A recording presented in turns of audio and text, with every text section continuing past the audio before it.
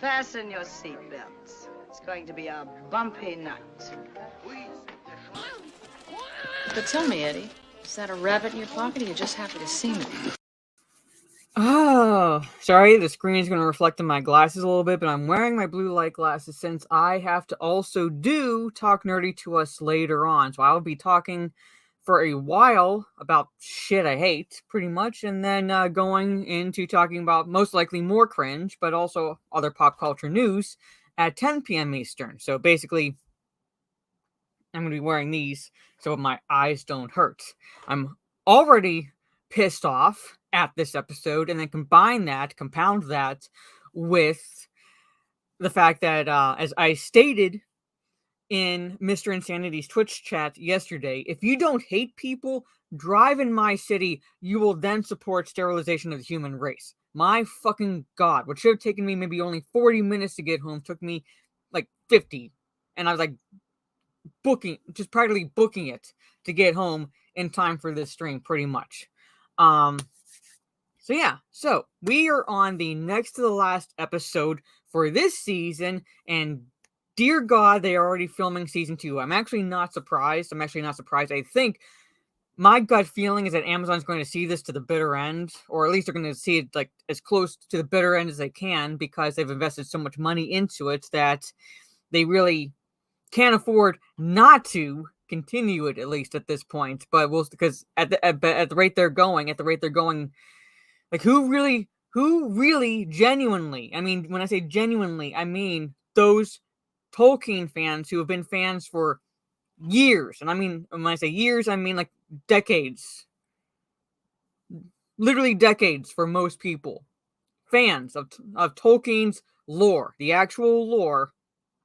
Who genuinely cares for this series other than the stans and the SJWs that put out fun facts, tweets, or other shit like that just to get likes? Who genuinely cares? All right, but like I said, I'm not surprised that they're filming season 2. I think they're going to push it as much as they can. I don't think they'll get to season 5. I think they'll try to at least get to season 3. That's my guess. That's my guess at this point. But anyway, I'm going to say hello to the chat, and then I'm going to show you guys, before going into the episode, I'm going to show you not the Hollywood Reporter article necessarily. It's going to be an article on Bounding into Comics, but it does have one of the showrunner's quotes in which he calls those who are criticizing this show, patently evil. We are patently evil, according to, I believe it's Payne. But I don't really fucking care to get their names correct at this point, or at least differentiate which one is which, because both of them are equally as destructive to Tolkien's Middle-earth as the other one, pretty much. Like, there's like not one that's worse than the other, pretty much. But anyway, so from the top, I see Gravy D. Have a great and rage-filled stream, Mara. Thank you so much. ROP equals RIP for P is for piss. Thank you so much, Gravy D. And Trey Courtney. Yeah, this partly nearly made me fall asleep, but then there was egregious lore breaking yet again in this episode, and there were two parts. One that just made me roll my eyes hard, but made me roll my eyes, and then a part that pissed me the fuck off. And I'll get to that. I'll get to that in the episode. But yeah, pretty much. Omaha is, oh boy, here we go. Yes, yes, yes. We've had 7 hours worth of this show. My God, yes. 7 hours worth of, the equivalent of 50 feet worth of shit. Just about, pretty much. Soul Assassin is God help us, yes. So, Willie Wonkanobi, hello. Subchat, good to see you. Cyberpal, hello. Benevolent Magnanimous Queen, thank you so much.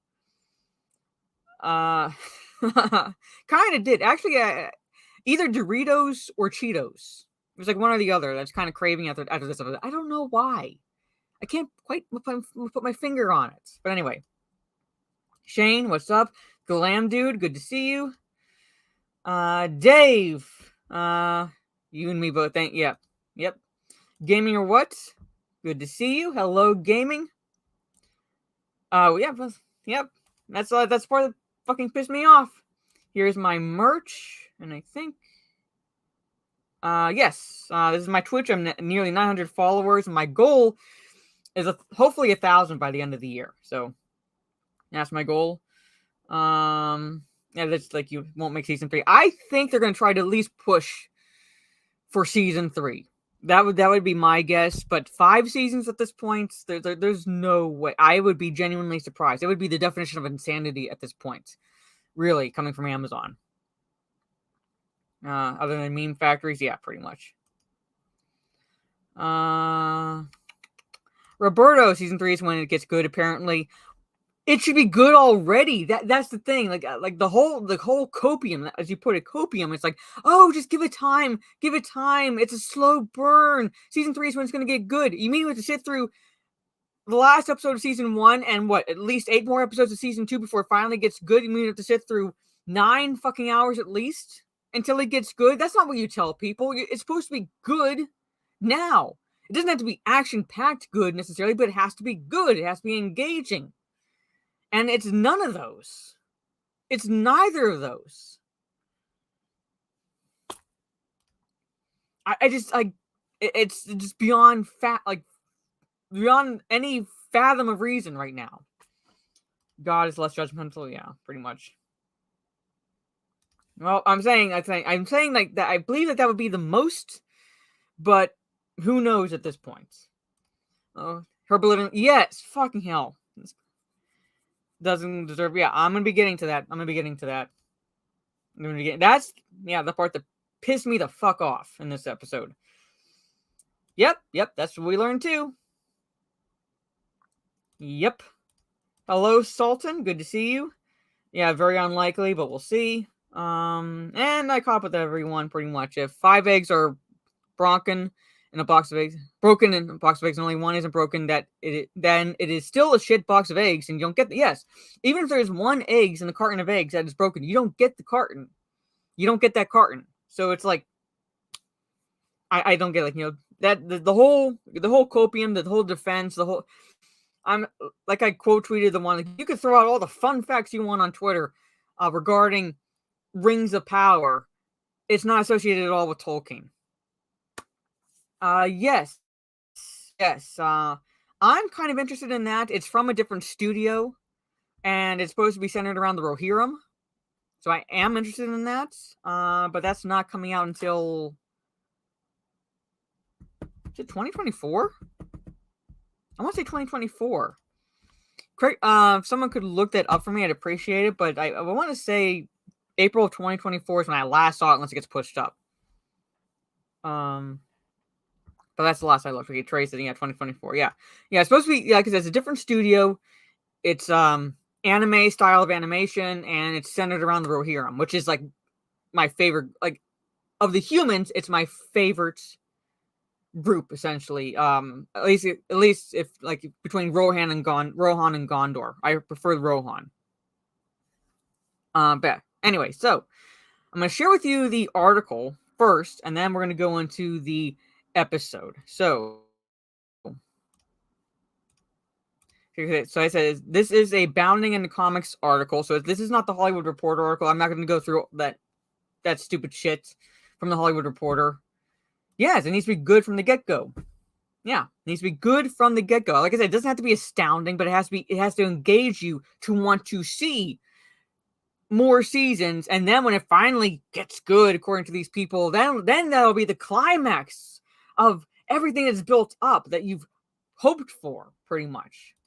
And what we have to sit through at least 9 more hours until it finally gets good. That's not how you write a series. But anyway, so here, one of the showrunners, yeah, Tolkien waifus, yeah, accuses the show's critics of being patently evil. Right, patently evil. I'm already part of the dark side, pretty much. So,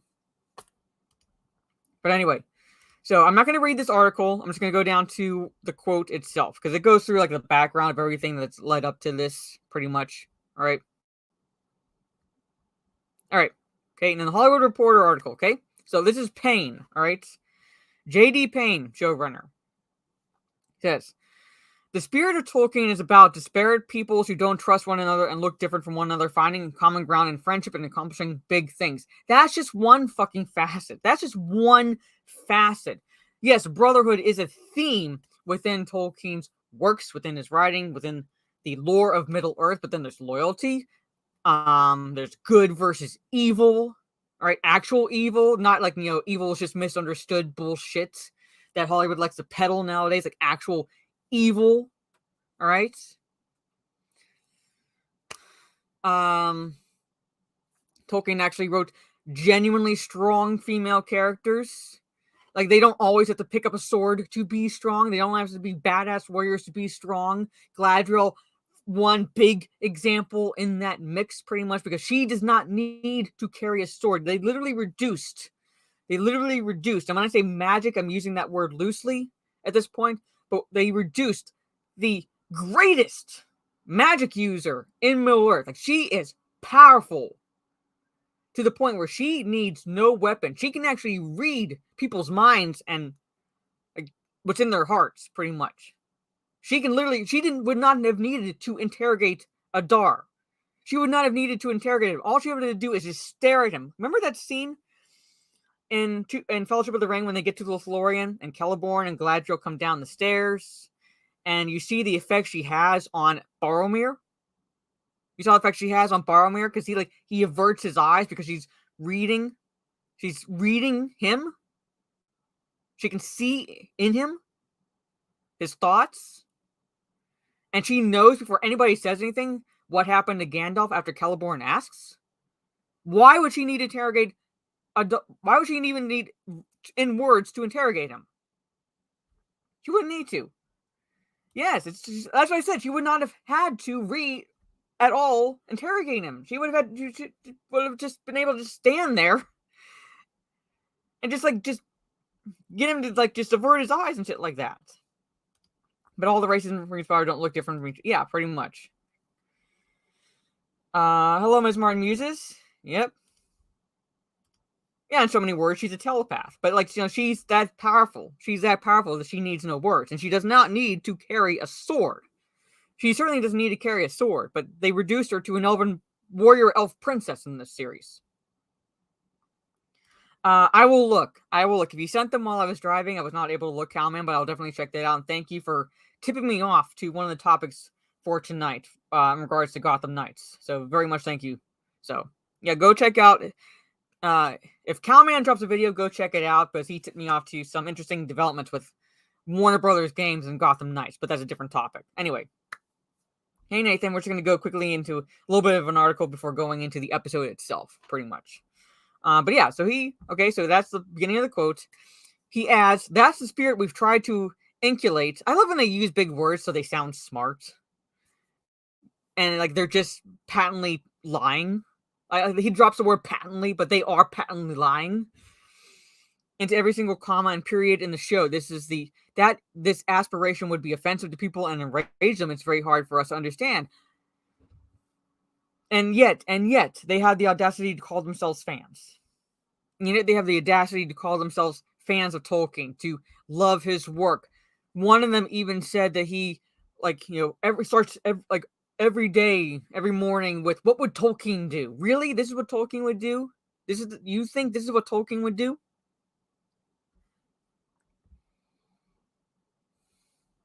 It boggles my mind. Yes. And her daughter not being around. She had a daughter with Celeborn. A daughter, Celebrian, who married Elrond. Arwen is Galadriel and Celeborn's granddaughter. Where is Celebrian? Where is she? What are they protecting? We're protecting Tolkien from you bastards. That's what we are. That's what we're doing. I don't see how people who are saying these things think that they're fighting for good. There's a line in episode 7 where Galadriel says every war is fought from without and within. Not within her. Even if you're fighting for something you think is good, if you do something worse in that fight, then you become evil. The fact that you're even showing that in this series goes against what Tolkien believed, what he wrote. Right?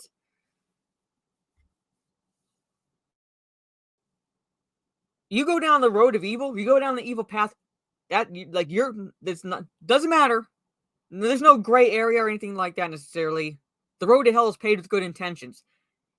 Tolkien made it clear that was evil. Alright? Did not matter the fucking reason you did it. It's evil. Alright? And you're having her in the previous episode, I'm talking about Galadriel, in the previous episode, threaten to ethnically cleanse an entire race.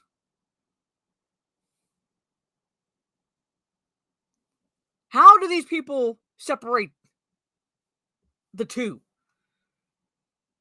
Galadriel threatened to terminate an entire race of beings and then save Adar for last so he could see the death of all his children and die a slow, painful death.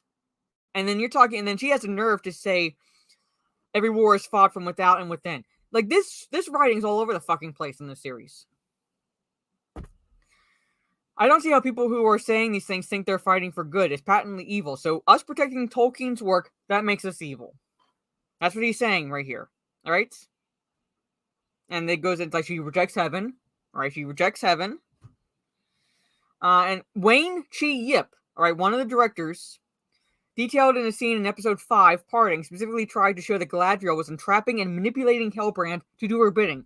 Episode 5, she committed entrapment against Halbrand. And this is a character we're supposed to root for? A manipulative bitch? It's essentially what she is? That's what you reduce her to? What Aaron, my cinematographer, and I wanted to do was create the sense of entrapment. The scene starts with Galadriel finding Halbrand at the end of a day in the blacksmith's, and she feels she has the upper hand because of information she's found out about the mark that Halbrand wears around his neck. Yeah. So I'm not going to go into everything, but there it is. I'm going to scroll back down to the quotes. So here it is. We are patently evil. What we're doing.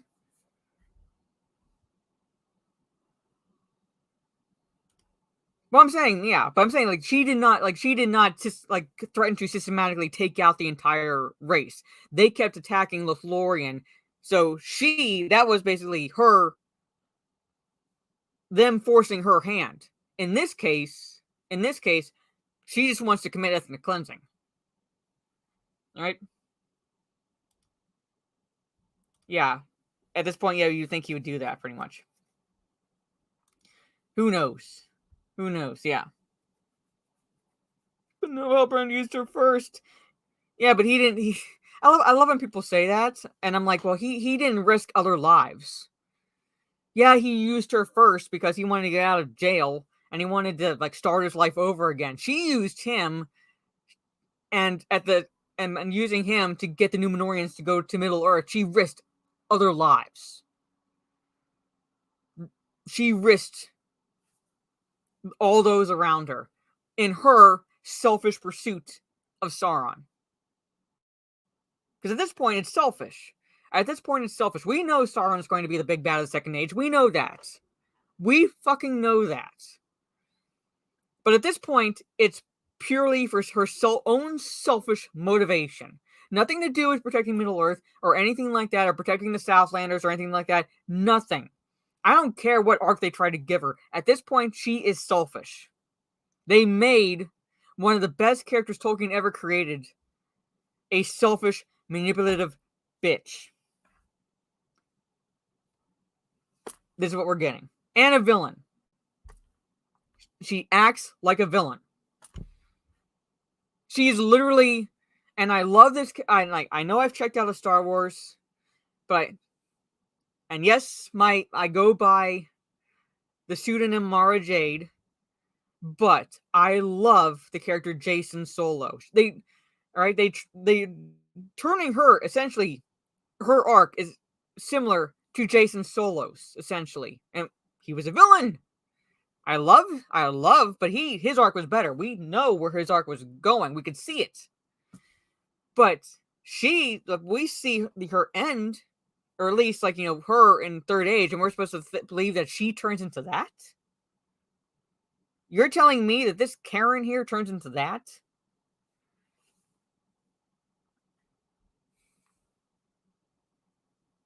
I'm going to be talking about that. I'm going to be talking about that. I'm going to be talking about that. I'm going to be going through the episode, pretty much. I'm going to be going through the episode. So we'll be talking about that. And that's the theory. I would not be surprised at this point that Hellbrand ends up being Sauron. It goes against lore. Remember what they're supposed to be respecting. Because Sauron he disguised himself as an elf in the lore. But yeah, fuck the lore, huh? Yeah, pretty much. Sunny and Brave. Yeah, she nearly had her own men die. Very first fucking episode. Nearly let her own men die. Yeah, I'm saying, I'm not trying to compare the two as if they are the same. I'm saying it's like she is kind of like the Jason Solo of Middle Earth at this point. Given, given the path she's taken. Except Jason had, we know Jason's reasons. There's no doubt about that. So we knew where Jason was going to end up. Gladriel, we have, based on this, there's no fucking way she could end up the way she does in the Third Age. None. Hey, Timon. Yeah, in the chat, yeah. So I'll be interacting with the chat and so forth. But yeah, so I just wanted to share that with you guys. I saw the Hollywood Reporter article, and it's this is such bullshit, pretty much. But anyway, so I'm gonna open up the video itself. Yay me.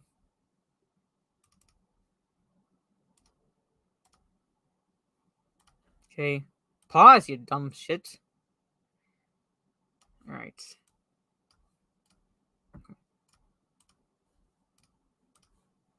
Alright. Here it is, yes. Here it is. Yeah, she pretty much is.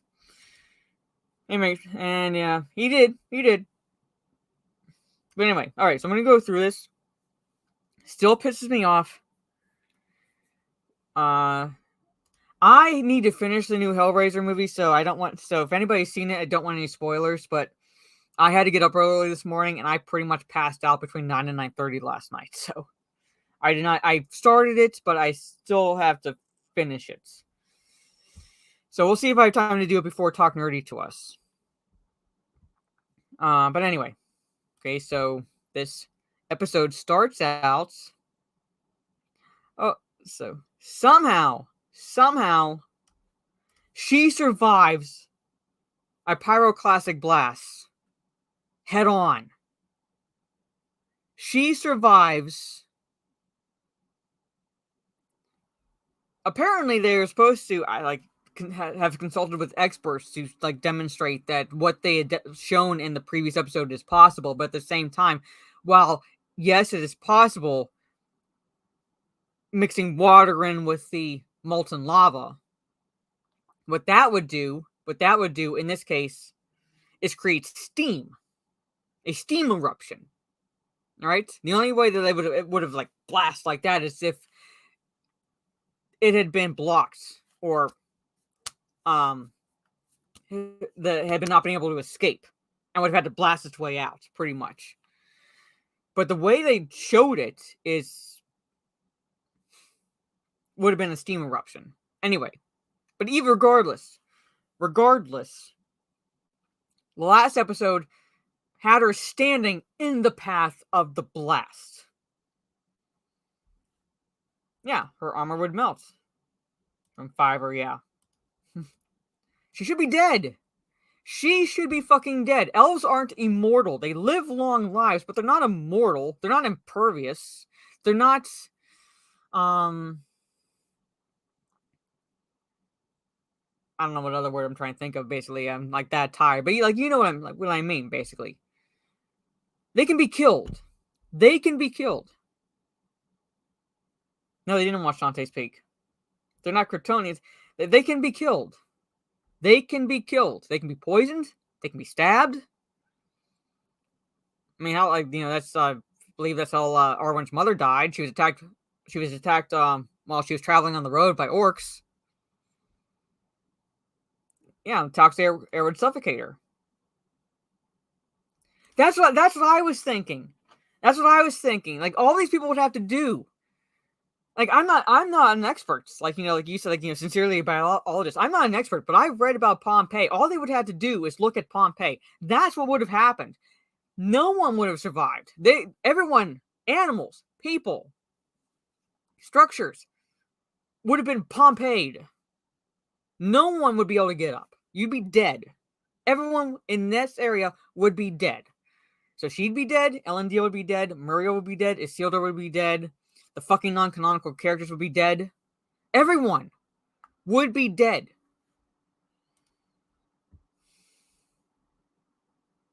Yeah, Pompeii's incredible. But she would be dead, but somehow she gets up. She's not only wearing armor that somehow bears the Star of Feanor, which she would never wear because of her disdain for that character, but she's able to get up. She's able to get up.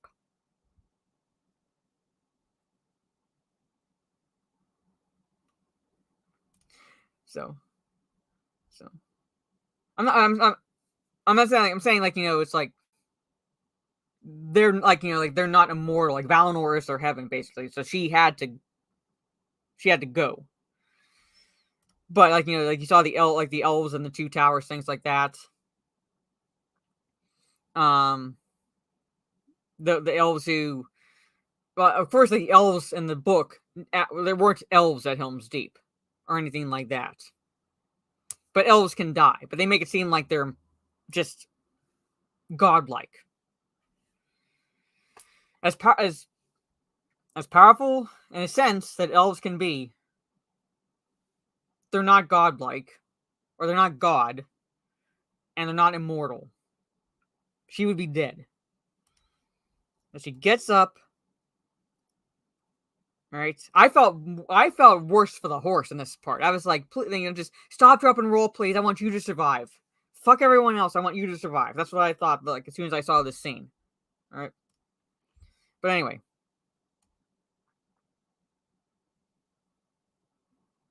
All right, she walks around, and she hears Theo.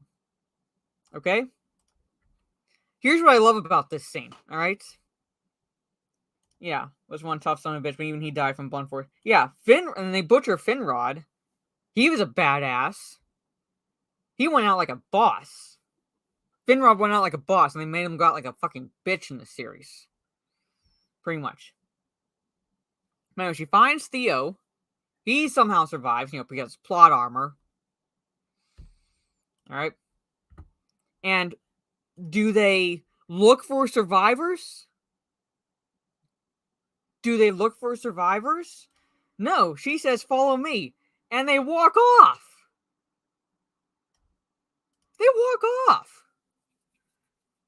Yeah, I know the orcs are technically still out there, but you'd want to look for survivors. Like, just checking your brains at the door, they'd want to look for survivors. Yeah, he strangled a werewolf with his bare hands. Died as a result, but strangled a werewolf with his bare fucking hands. Anyway, they don't bother to look for any survivor. She just says, follow me. and just takes this kid whom she's just met, and they go walk off. Yeah, I believe it's called Fuck the Wounded move. Yeah, they leave. An amazing inspirational leader. Yes, Roberto, an amazing inspirational leader. Just leaves. Isildur, alright, is there. Okay, this is him. Even, okay, yes, I have problems with Muriel, but even she's looking for survivors, alright? That's what a leader would do. She's looking for survivors. Alright? Again, like, I have my problems with her character. I have my problems with the whole timeline and everything. But even, like, she's helping.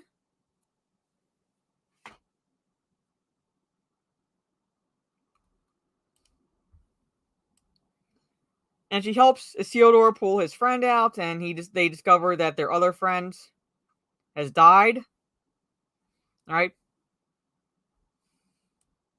So, and they go to rescue people trapped in this one of the buildings, one of the few buildings.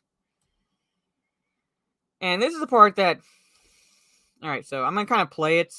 Right, so Isildur's in there, okay? Isildur's in there. Yeah, only on, well, you did see bodies. Yeah, you did see bodies, but basically the only on-screen death. But I'm gonna play it. It's muted. So, okay, so he looks up at the timbers. He's going in to rescue people. See if I can go. Skip forward a little bit. Like I said, even Muriel's helping get people out. Now she goes in.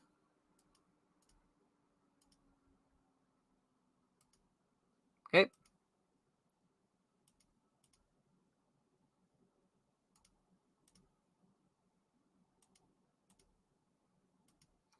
He's holding up the timbers.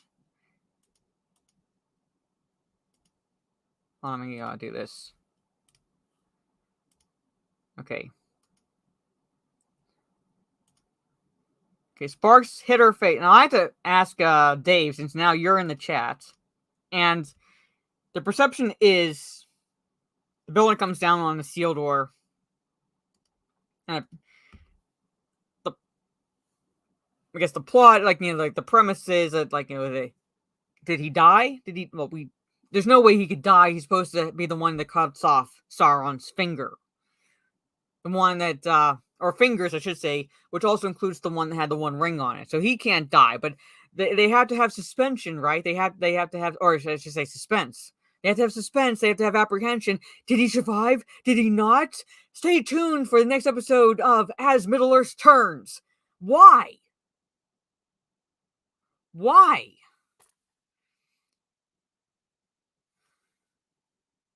And again, like I said, there's no way that you could tell anybody who has not read any of the books who is watching this show to go read the books, because they will be confused as fuck. None of this shit happens. None of this shit happens. They'd be confused as fuck.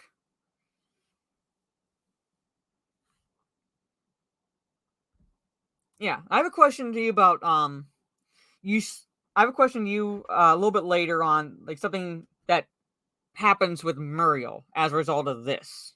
All right, because I want to get like a biologist perspective, because I'm not a biologist or a doctor, even though I do know what a woman is. Anyway, but something happens to Muriel in this scene, which we find out later. All right, but anyway, yeah. But anyway, like, based on everything that happened, like, he'd be 100% dead. But at the same time, it's like, there's no way he could be, because he's the one who cuts off the one ring and chooses to keep it, effectively setting up the events for the Third Age, pretty much. Hey, Mr. Bentham. All right, she can't get that result. Okay, yeah. Yeah, when we get to that, I was like, can that actually happen? Because I wasn't sure. I was watching the episode, but I didn't know what to say, or definitively or not definitively, like, if it could happen. But anyway. So, it ends with that. That scene ends with that. Now we're back to the murder hobbits. They've made it to the end of the trek. Woo! Murder hobbits. All right, we have not Frodo and not Sam there leading them. You know, their father is still infirm, pretty much. Okay? And you have the not Gandalf in the back pulling the one cart, pretty much. Back to 10 cities, yes. Wood smoke, yeah. And what's the wood smoke? Right, somehow there were... See these holes here? Somehow those holes are connected with what happened in the previous episode. Remember, like, you saw the blast come up from the ground first? Alright? Before the Mount Doom. Because it's Mount Doom. Before that erupted. Apparently it's made it all the way fucking here. Apparently it's made it all the way here.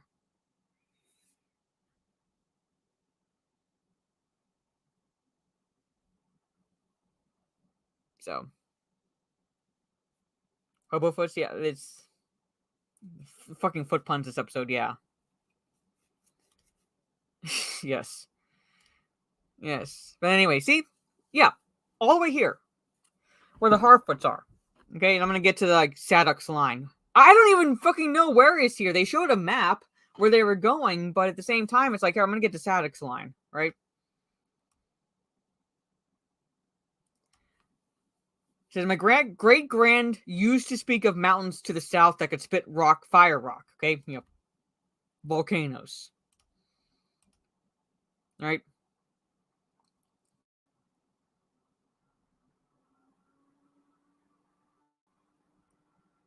Right. I'm trying to get...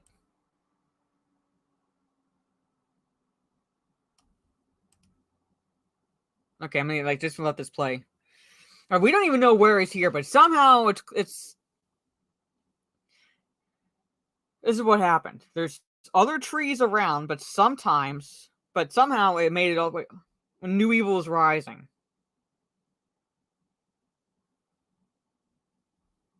Okay. The only other big evil at this point, before Sauron, because Sauron is the big bad of Second Age, was Morgoth. Alright? Was Morgoth. And, as I've repeatedly said, if we are following the actual timeline, the Rings of Power were created anywhere from between, and I'm not talking about the One Ring, the Rings of Power, the other 19, alright, were created anywhere from 1500 to 1590 in the Second Age, alright? So going on 1600 years after Morgoth fell, at least. At least. So where is this whole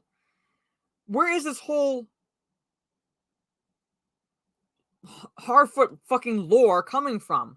That they sleep for hundreds of years but awaken when a new evil is rising. Where is that coming from? His great grand. Where is that? Like, what? What? Yeah, Morgoth was right, pretty much. Yeah, he just says great grand. I don't know. Let's say the hobos are somewhere around the Third Age Rohan. The eruption would be 10 times worse than Yellowstone, a super volcano. Yeah, because we don't even know exactly where they are, because what the showrunners did in their laziness is, like, they didn't actually show their trek necessarily. They showed a line being drawn on the map during one of the episodes, and we don't even, like, there's been nothing since then, so we have no idea where the fucking Harfoots ended up, really, in relation to what transpired in the previous episode. So, but somehow it made its way here. But like, they're acting as if, like, it's just devastated everything, and, like, I'm not seeing a lot of devastation. I see like certain trees that were devastated, right? But look, like, they're still green. They're still green in this area.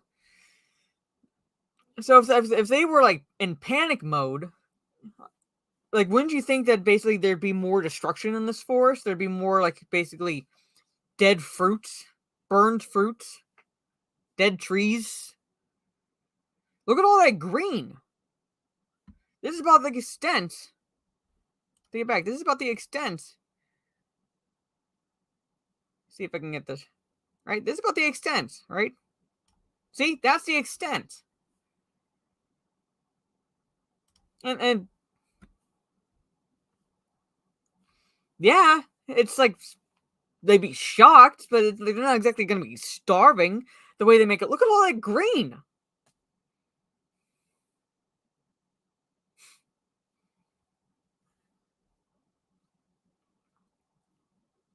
When they've seen the flying rocks, yeah, you would think, you would have fucking think, or at least heard the noise. But they're shocked when they get up there. But at the same time, it's like, yeah, there's some devastation, but it's like there's not exactly, they're not exactly going to be starving or anything. Even then, Druin is not that tall. The debris would not reach over the FL Duoth Mountains of Shadow to the west. Again, we don't even, yeah, I'm saying we don't even know where they are. We don't even know exactly where they are. So the assumption is that they're close enough to the Southlands, but at the same time, it's like, how close? You still have that green, and there's nothing, like, there's no debris from the volcano. It's just these holes here, reminiscent from, like, what we saw in the previous episode where you had those blasts coming from the ground first, creating those holes before the volcano erupted.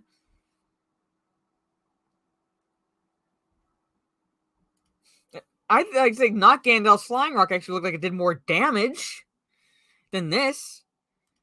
At this point, and like, your guess is as good as mine, Dave. At this point, your guess is as good as mine. We have no clue where they're supposed to be. We have no clue where they're supposed to be exactly. But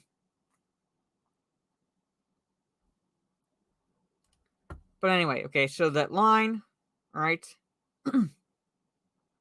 Not Gandalf goes up to this tree. They want him to fix the forests. They fix, like, he did those wolves. Like, really? It's like, wow. Yes, like, he fixed those wolves. I mean, the wolves that he, Hulk, and then basically he, Hulk, thunder punched the ground. Is that, like, that, like, he drove the wolves off. He didn't fix them. He basically thunder punched the ground. Yeah. It's like, where are they getting this? Like, he fixed those wolves. Yeah, I don't understand volcanoes. If they were close enough for that, then the sky would still be covered. At least, yeah, because, like, you remember, like, well, it's like the birth of a location. We get the origin story for a location in this episode, pretty much. Anyway. Yes, I remember that. I just don't get that line. I was watching this episode yesterday, and I was like, what? But anyway, he starts chanting this. I didn't have a chance to look this up. Because I know the pattern for these showrunners and these writers have been creating their own words based off of words that Tolkien created, but creating their own. Right? So you have not Gandalf saying, Envinyata, Envinyata, over and over again. Vinyata, Envinyata. Right? Yeah, even the 90s understood what how the volcanoes worked. Right? And then Lotena.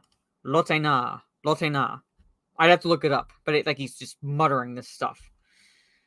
I wrote it down. It apparently means heal. All right. And flower. Heal and flower. Okay. Next, we see a flower grow. All right. This would have been another good thumbnail screen grab right here. After they're watching him do this, he just repeats those words over and over. Aquita. I don't know if you can see that.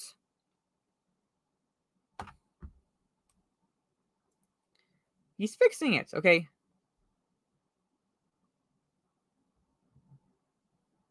Let me just... For the longest time for this fucking season, I thought that was a boy. For the longest time, for the entirety of this season up until now, I thought this was a fucking boy. Alright? Nothing against girls having short hair or anything. But I thought this was a boy. No, that's not a boy. Hey, what? Yeah. Watch this line. Okay, she almost gets crushed by this branch. Hold on, there's a line. Okay, I'm gonna play it. Okay. My sweet girls. She says, my sweet girls. I saw that and I was like, that's a girl? Dilly. We find out her name the entirety of this fucking season. We don't hear her name until now. It's Dilly. And that's a girl.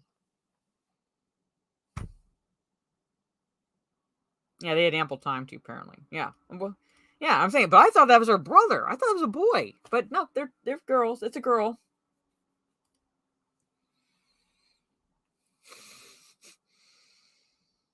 It's supposed to be a girl. No, I'm not saying I'm not saying like, it's...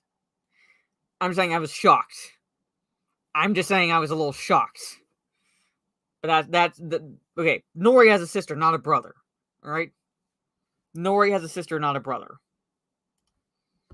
Okay, so now the Harfoots are a little scared.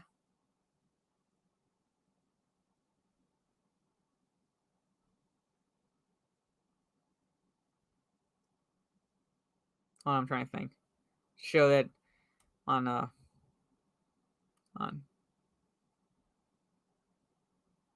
come on. Flower starts growing. Because, whatever. Flower starts growing on the tree, pretty much. It's Cindy Lou from Whoville, yes.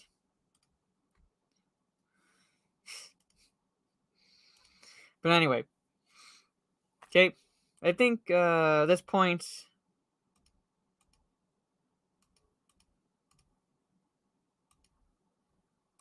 We're back to Khazad-dûm. Alright? We're back to Khazad-dûm.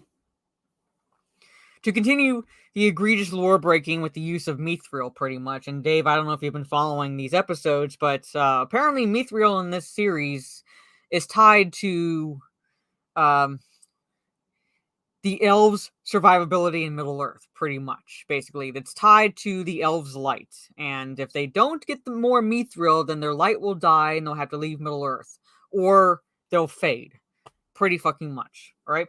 But that's what they made Mithril in this season, or this series. Alright, so now Elrond, okay, yeah, okay, pretty much. He says, Christ, like, will you stop standing next to me? Yes, pretty much. Like it's like when Nori touched his arm when she clearly saw ice forming, and then she had the nerve to act surprised when she couldn't remove her hand. Like, really? Anyway, so we have Elrond trying to get King Durin, because I had to differentiate between King and Prince Durin, which is lore breaking. He's trying to convince King Durin to keep digging for Mithril to help the elves. And in exchange, they'll grant him, and I'll play this, game, grain, and timber. Alright? Game, grain, and timber for the next 5 centuries. Pretty much. Yeah. She ignored his other hand, yeah.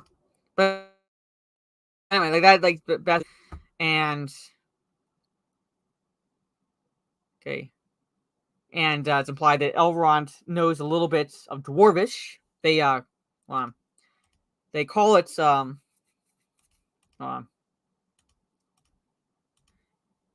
Kuzdul, pretty much. But anyway, he understood. So he understands what they're saying. Yeah, I was going to go into that a little bit because there's one point where it's like they're not only breaking the lore, but they imply that it's just a name passed on from father to son. But we'll get to that pretty much. Okay, so that's the deal, and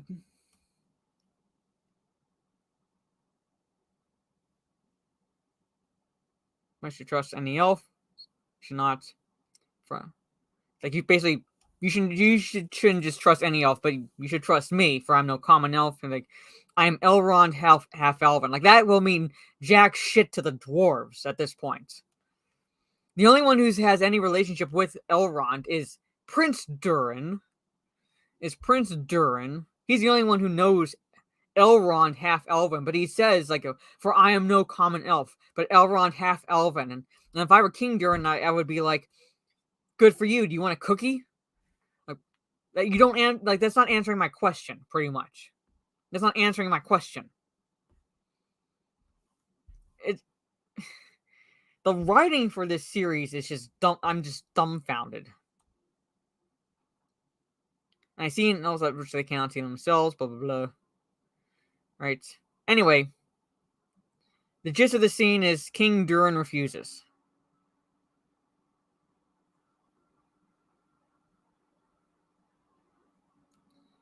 Okay, he goes into Aule creating the dwarves. All right, Aule creating the dwarves. Which I'd have to do a lore stream to go into that because there's a bit. It's not exactly entirely involved, but it's a bit more than just basically summing it up like he does here. But he's friend of the dwarves, yes. Yeah, he's friend. Celebrimbor was friend of the dwarves. He was friend of the dwarves. He's a master forger. Celebrimbor, master forger. And who the fuck would know forging, but dwarves? Celebrimbor was friend of the dwarves, but they took that away from him and gave it to Elrond. And then, like, Elrond has the nerve to act surprised when King Durin is like, "Fuck off! I don't know you, really." Yeah, at this point, like I said, like it's like the history is so involved in the Second Age, but there were points like here when dwarves were close to the elves. They did like trade and everything like that. They not just like goods or anything like that, but ideas and things like that. You know, Celebrimbor learned forging and so forth. But they have them at this point still enemies because Legolas and Gimli were at odds in the Third Age. Elves and dwarves don't like each other, so let's just keep it that way, even though it goes against shit that happened in the Second Age. Pretty much. It's just... But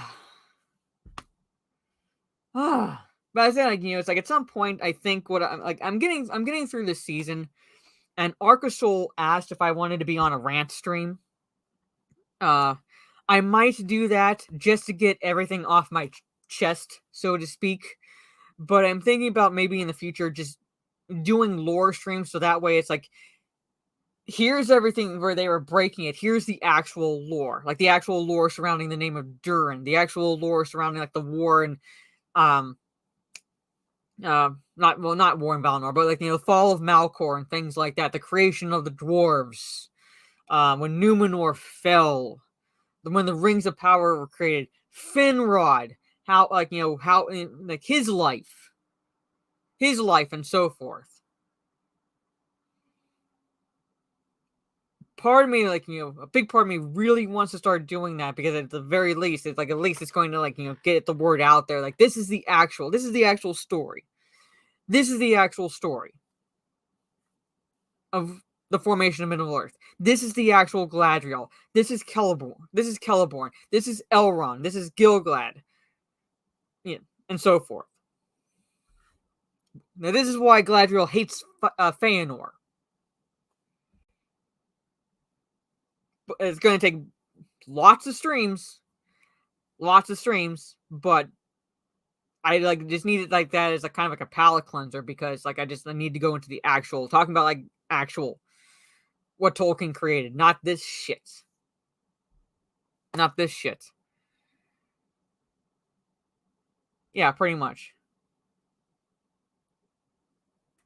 But remember Roberto, it's going with somehow the only theme within Tolkien, and that is disparate races coming together and coming and working together because there's no other theme within Tolkien's works. So that's the whole point. That's the whole point of Tolkien, right? That according to Payne, it's about all these different races coming together. I just one more week. One more week.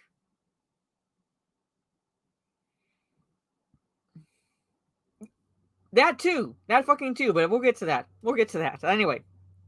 Okay. Okay, he goes into Owlay creating the dwarves, only to get to the point where he's like, fuck the, basically, fuck no. Oh, and there's a big member berry closer to the end of this episode. We'll get into that, alright?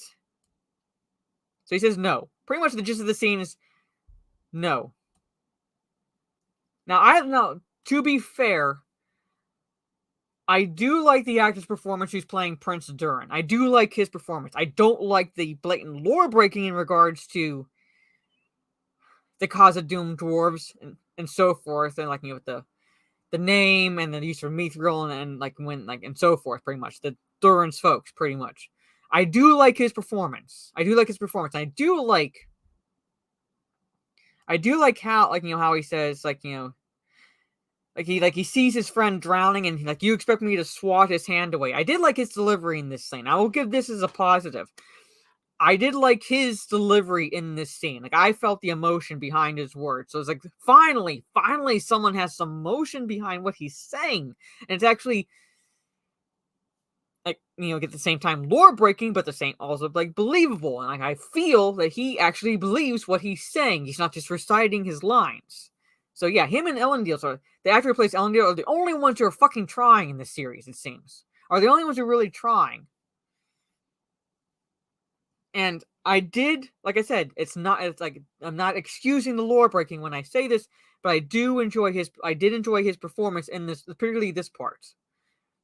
I will give him that kudos. I did like that line. Like, I see a friend drowning, and you expect me to swat his hand away when he's reaching up for me to save him. Again, goes against everything Tolkien wrote, but I did like his delivery. All right. I know, but at the same time, he's like one of the only ones trying. I know, like Durin more so than the actor who's playing Elrond, but yeah, like they like he is trying. Like the lines he's given are garbage, but he is trying.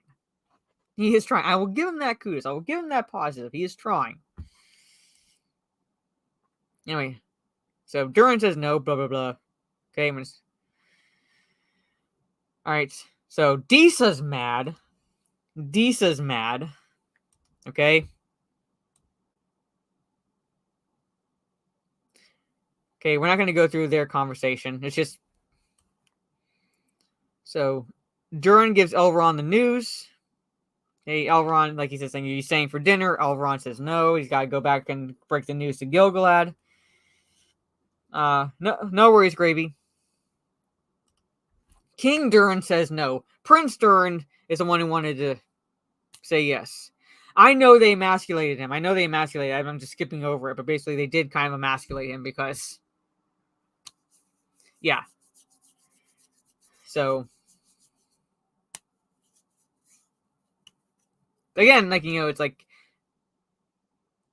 the positive I'll give is like the actor is trying, but the material he's given, the lines he has to work with are just utter garbage and shit. And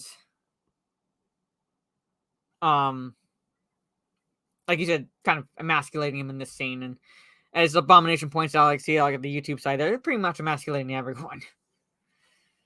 Pretty much. Anyway. Yeah, Gary Oldman. Everyone! Yes. Anyway. So, and like I'll show you again, like Mithril is somehow tied. So Elrond gives the Mithril back to Durin. Goes to leave. Durin throws it on the table next to the leaf, and look, the leaf starts healing. Yes, the Mithril is healing the leaf. It's healing the light within the elves.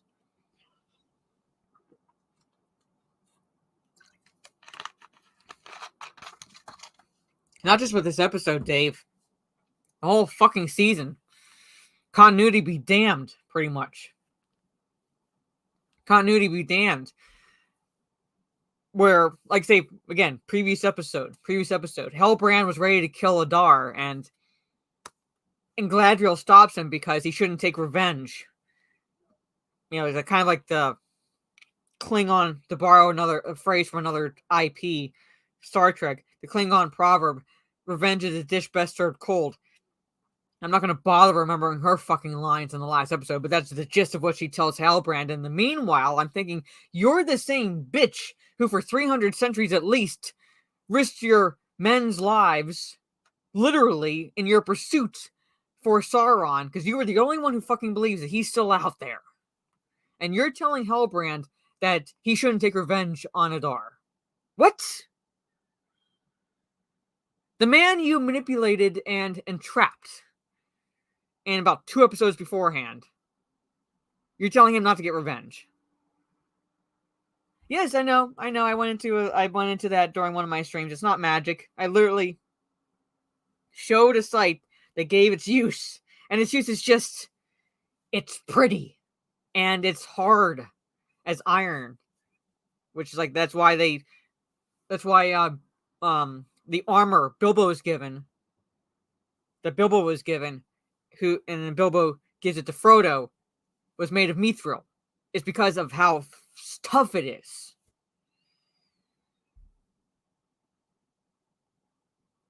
Yeah, I know. So much of this is terrible. You would think, based on that, the whole mutilation of the origin for the mithril itself, yeah, he should have been super elf at that point, because he was like literally holding a piece of mithril on him. He's like basically one of those like portable chargers that you can use for your cell phone or whatever. That's what mithril should have been for him. So he should have been like walking around like a supercharged elf. So it heals the leaf. Blah blah blah. Now we're back to the Southlanders. Well, Southland. And they're coming across the orcs. All right. Hold on. I gotta take that back. Okay. Okay, orcs grunting, growling. I like how they say orcs grunting and growling. Growling I can understand. Orcs growl. But you've had orcs in the previous 6 episodes speaking perfect English. Then you have the one talking like Tim the Toolman Taylor. No offense, I loved Home Improvement, but they wouldn't. Anyway, they speak perfect English. All right, I'm gonna play this. So you hear the orcs, and then pans down to Galadriel and Theo. And Theo's like, why did they do this? To make this their home. This is why I put on my thumbnail that the Galadriel claiming that Gandalf stole the line from her, because they literally dropped the words Shadowland in this episode. And remember what Gandalf said when he was fighting the Balrog? Balrog, go back to the land of shadow. He says it's the land of shadow. Member berries, folks. Member berries. You remember the land of shadow? They just flip the words around and they call it Shadowland. Same fucking thing.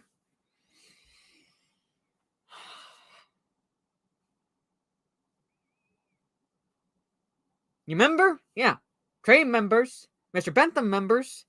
Soul Assassin Seal Claps. There's Shadowland, aka Mordor. A land, I might add, that was already in existence. It didn't need to be created. It existed. Sauron picked it for the very fucking reason that he could build his fortress and so forth there. Yes. Because more means black, shadow, and so forth. So yeah, there's Shadowland. Seal clap. Yep. You don't remember? Well, the show will make you member Stunning Brave Megatron. Yeah, they're the land where the shadows lie, pretty much, yeah. What shall we call this land? Well, we're going to find that out near the end. But anyway, I saw that line and it's like, you fuckers. Anyway. So, Theo's ready to go fight them. Take it back. That would have been a good thumbnail, too. That would have been a good thumbnail, too. Cheetora. Cheeto Aura. Whatever.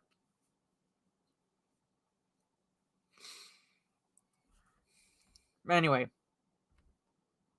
like, Theo wants to take it back and drive them off. With what? With what, Theo? You're gonna shout at them?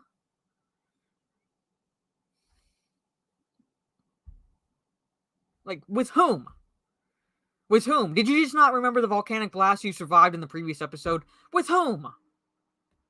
Because he's ready to go. He's ready to drive them off single-handedly. Watch what this fucking kid does. Because, I hate Galadriel, but at least she says we have neither position nor reinforcements. So, shut the fuck up, kid. Pretty much. Yeah, with the power of love, yes. Alright? What does he do? Alright, let me get to it. These lands are dead. We must rally to the living. Or put steel down their throats! And does he have any steel? Oh, he tries to grab hers. Yeah. Smart move, kid.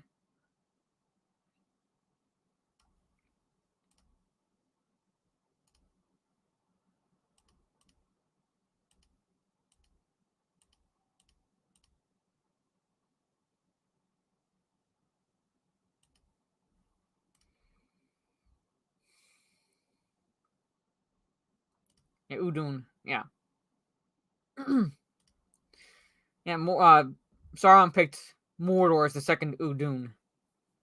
A firm talking to, yes. Yeah, I didn't think that. She survived a volcanic blast, so she should be able to take on an army of orcs single-handedly. Pretty fucking much. Kid thinks he's a hard ass, yeah. The list of lore breaking, yeah, it's incredible and seemingly never ending. The writers, yeah, they break lore repeatedly. Even within this episode, they break it repeatedly. Hey, Pod Racing Palpatine. I don't know. I'll get to that. But yeah. So he's ready to grab her sword and rush at these orcs. I would have just let him. I would have just fucking let him at that point. Yes, I'm a military vet and my whole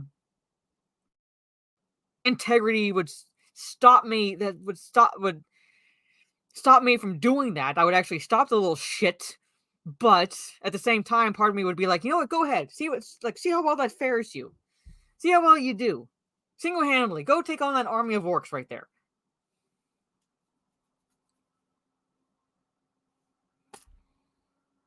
Yeah, no, I quote tweeted the Hollywood Reporter the tweet, and I highlighted that basically because Jar Jar Abrams put in a good word for them. Yeah, so, and we don't know how many orcs there are because we can't see them. We can't really see them, and he wants to go charging in, guns a-blazing, pretty much, and just anyway, tries to grab her sword, or Finrod's.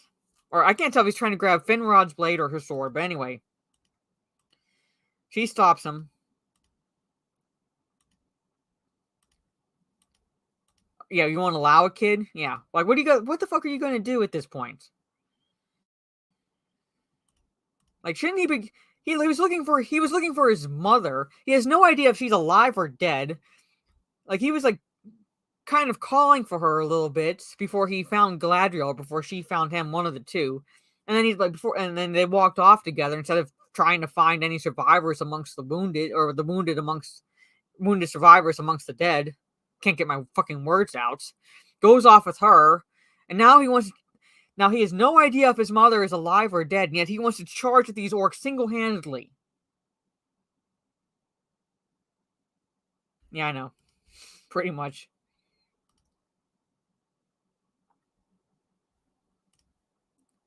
Yeah. Pretty much. Knock him the fuck out. Yeah, just caught the... Okay, I'll try to... He was going for her sword. Let me just... See if I can pause it right. Okay. He was going for her sword. But he copped a feel on her thigh at the same time. But anyway, she stops him. Like I said, I would have let the shit go.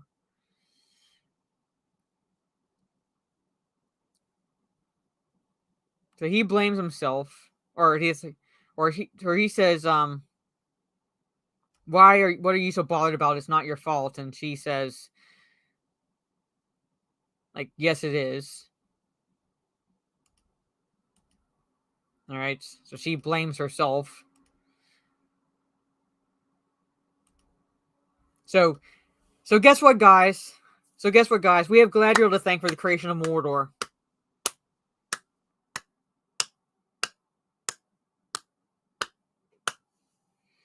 Age of Luke, no worries.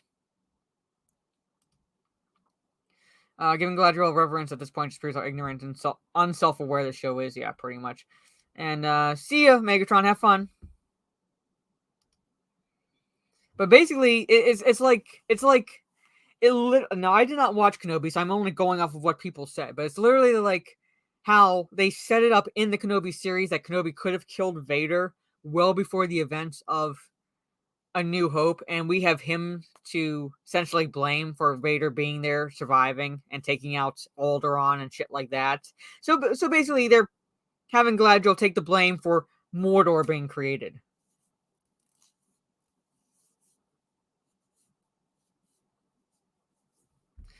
I know, but the way they had the lines, she's taking the blame. So basically, she's, hey, like, it's like, okay, yeah, it's like in her mind. So basically, they're basically putting her position where it's like, we have her to thank for the creation of Mordor, even though we could point out, like you did, Dave, that no, Adar would have just slaughtered everyone a bit faster because it was just a bunch of random villagers and 4 shacks. Pretty much. Yeah, the kill shot and everything, yeah. I'm not going to watch it. I'm just going off of what people said.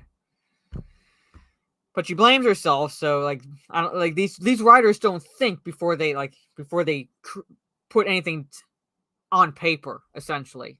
So good job. You have now in your canon that Galadriel is blaming herself for the creation of Mordor. Good fucking job. Anyway. So she convinces him to leave. Okay. Now our Elendil is helping the survivors get back to like the camp they have set up. Get back to the camp they have set up. And okay.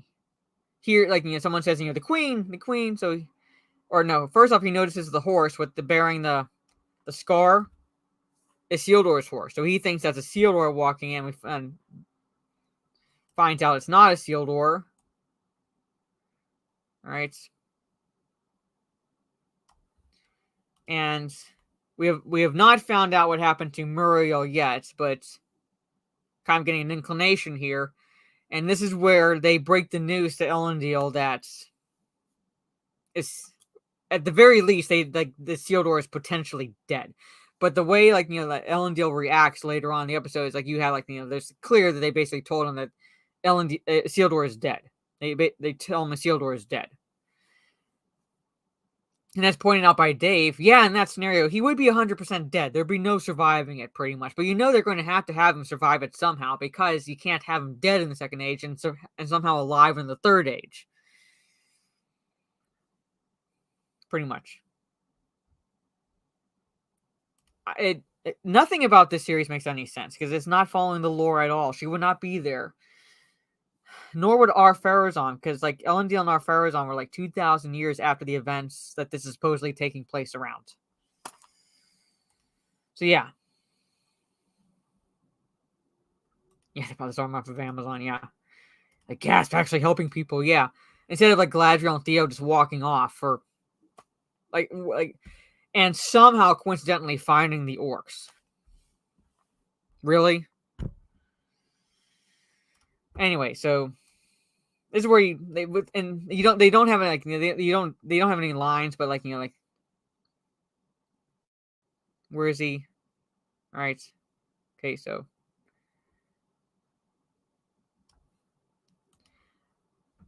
again, like he's wondering where his mother is. Okay, I'm gonna get to this scene with Theo. Okay, he's looking for his mother amongst the survivors when he finally gets to the camp. But in this scene here, I like again, Elendil and Prince Durin actors are the only ones who really are trying, pretty much. And I did like the acting from the Elendil actor in this scene, because there's no words, it's just the look on his face of a father who's finding out that he's lost his only son. Right? We know that his healer is going to have to survive, but I did like the acting here, so I'm not saying this when I say this to defend the series, but I did like his acting for the most part in this episode. Yeah, expensive. I would add corporate fanfic. Ethereal Dragon. But anyway, thank you for being here. Like I said, I did like his expression, because like that is the look of a father who's like realizing that he's lost practically everything. Yes, he has a daughter, a non-canonical character, but like he's lost everything pretty much. All right, now remember Theo at the end of this episode, and we'll get to this, he's like looking for his mother amongst the wounded, but in this scene he's like, they're dead, aren't they? My Arendir, my friends, my mother. Like,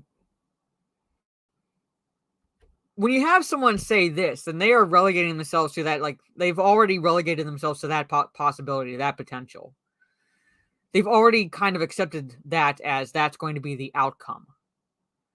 But yet, when he gets to the camp later on in the episode, he's looking for her. But here he's assuming that she's dead. Yeah, I know. Like, well, his other son, Anarion's name is dropped in one of the previous episodes, but he's missing in action. Because Elendil only had 2 sons, Isildur and Anarion. No daughters. But they get rid of Anarion. He's MIA, and they give Elendil a non-canonical daughter. Yeah, let nature take him. I know, yes. I'm like, he was looking for her, but then like he meets Galadriel and he just walks off with her. But like, if I were Theo, I'd be like, no, I want to find my mother. What? Like, he was literally in the village, and he could have at least looked harder. He could have at least stayed and looked. Like, he didn't have to go with her. Like, what was the point of him going with Galadriel? What was even the fucking point? Why did she take him with her? Why? They accomplished nothing other than to find however many orcs there are. We have no fucking clue how many orcs there are, but to find the orcs and still say we can't do anything. What? What? My voice is even breaking. God damn, this show. Right? So he's like he's resigned himself to that possibility that he's like basically an orphan.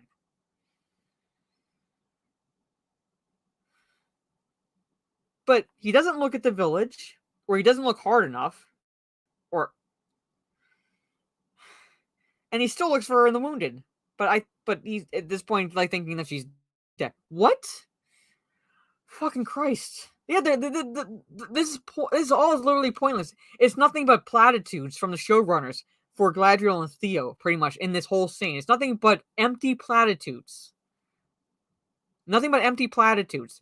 It's the entire point of Theo and Gladriel's arc in this episode. That's it. You could have removed them. You could have literally removed their characters. All right, and it would not impacted the plot at all.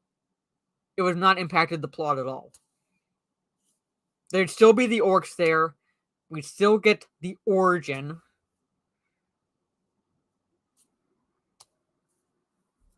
Yeah, it's lore breaking and voice breaking. Yeah, fucking hell. It's just for the showrunners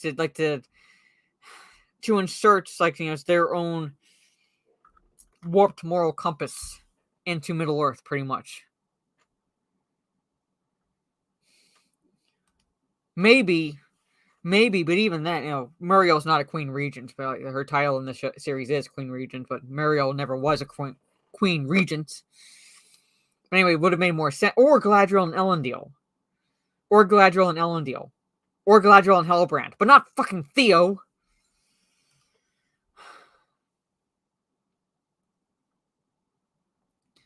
It should be her own daughter. It should be her own daughter where the motherly side comes out. Anyway. So he's relegated himself to that already. But not with guesswork. They were filmed was initially part of the story. Well, I believe it, given that they're completely pointless. And they serve no purpose whatsoever to the plot of this episode except to drop some member berries and platitudes. Oh wait, we'll find out. We find out in this episode. This is where it pissed me off. This is where it fucking pissed me off. Alright? So they're going to the ridgeline, blah blah blah. Your mother, okay? Hold on, I'm gonna get to that point. Okay, she said she's killed many orcs. Theo says, good. I would not use such words. Why not? Hold on. Okay. Alright. Why not?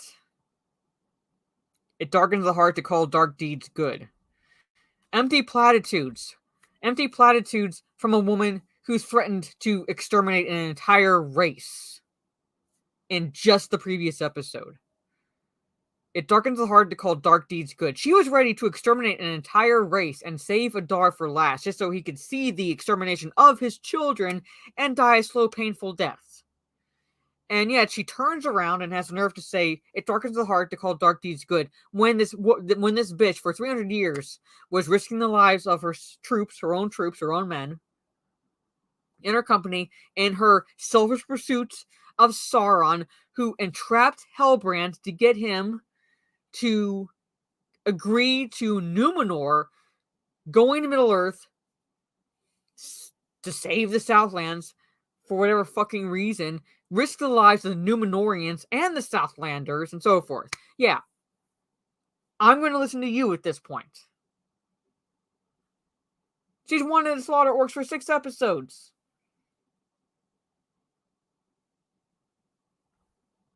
Yeah, and the purpose is what pissed me off. How they addressed it is what pissed me off. No, I know who you talked about. I know who you're talking about. Yeah, Celeborn. The writer's all over the place.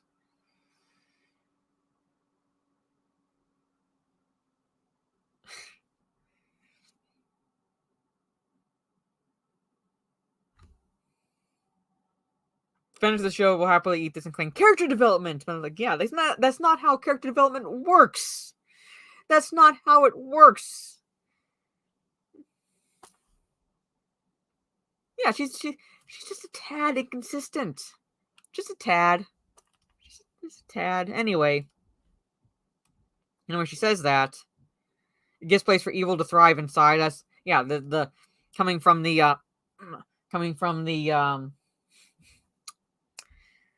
swastika bearing premise from the previous episode where she again wants to commit ethnic cleansing. Yeah. That it's been fucking thriving in her for centuries at this point now. It's been thriving in her for centuries, and now all of a sudden, she's saying it's not healthy, mentally so, particularly emotionally so. For that, now she wants to talk about humility again. Really?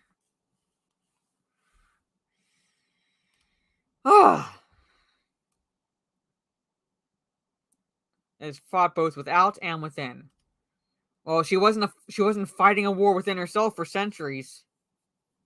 Now we're supposed to believe that all of a sudden there's a tempest in her, and it's now the war is within her. Yeah, I covered part of Abounding in the Comics article about that. Yeah, I know, Jaluk. Yeah, the so-called Twitter scholars, or the scholars on Twitter. It's like I read Lord of the Rings, so I know what I'm talking about. Oh, really? Did you read the Silmarillion? No. But I can look up Wikipedia articles. Oh.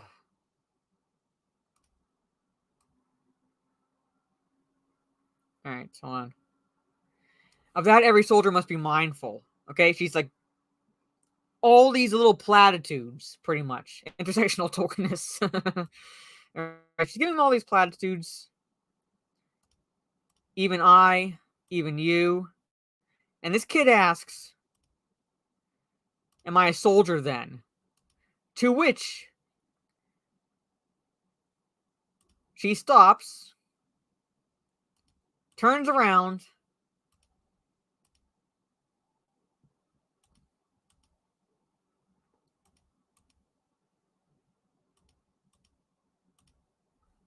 and hands a kid who's never picked up a sword in his fucking life a weapon.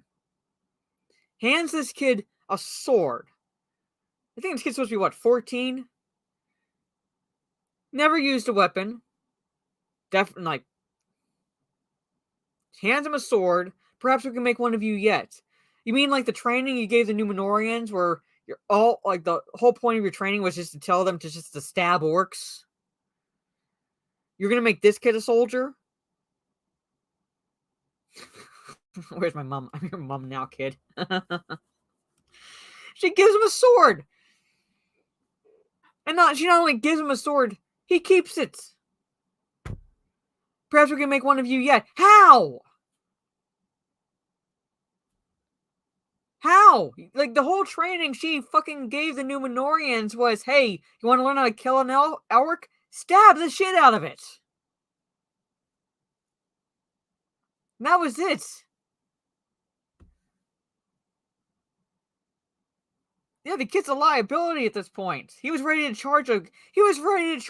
We don't know how many orcs single-handedly, and she thinks he's mature enough to have a sword.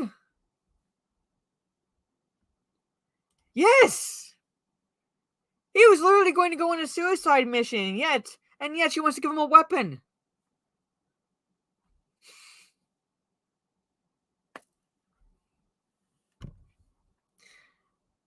Fuck. That's all I get. What? So she does one fucking smart thing this entire episode and then turns around and does something fucking stupid.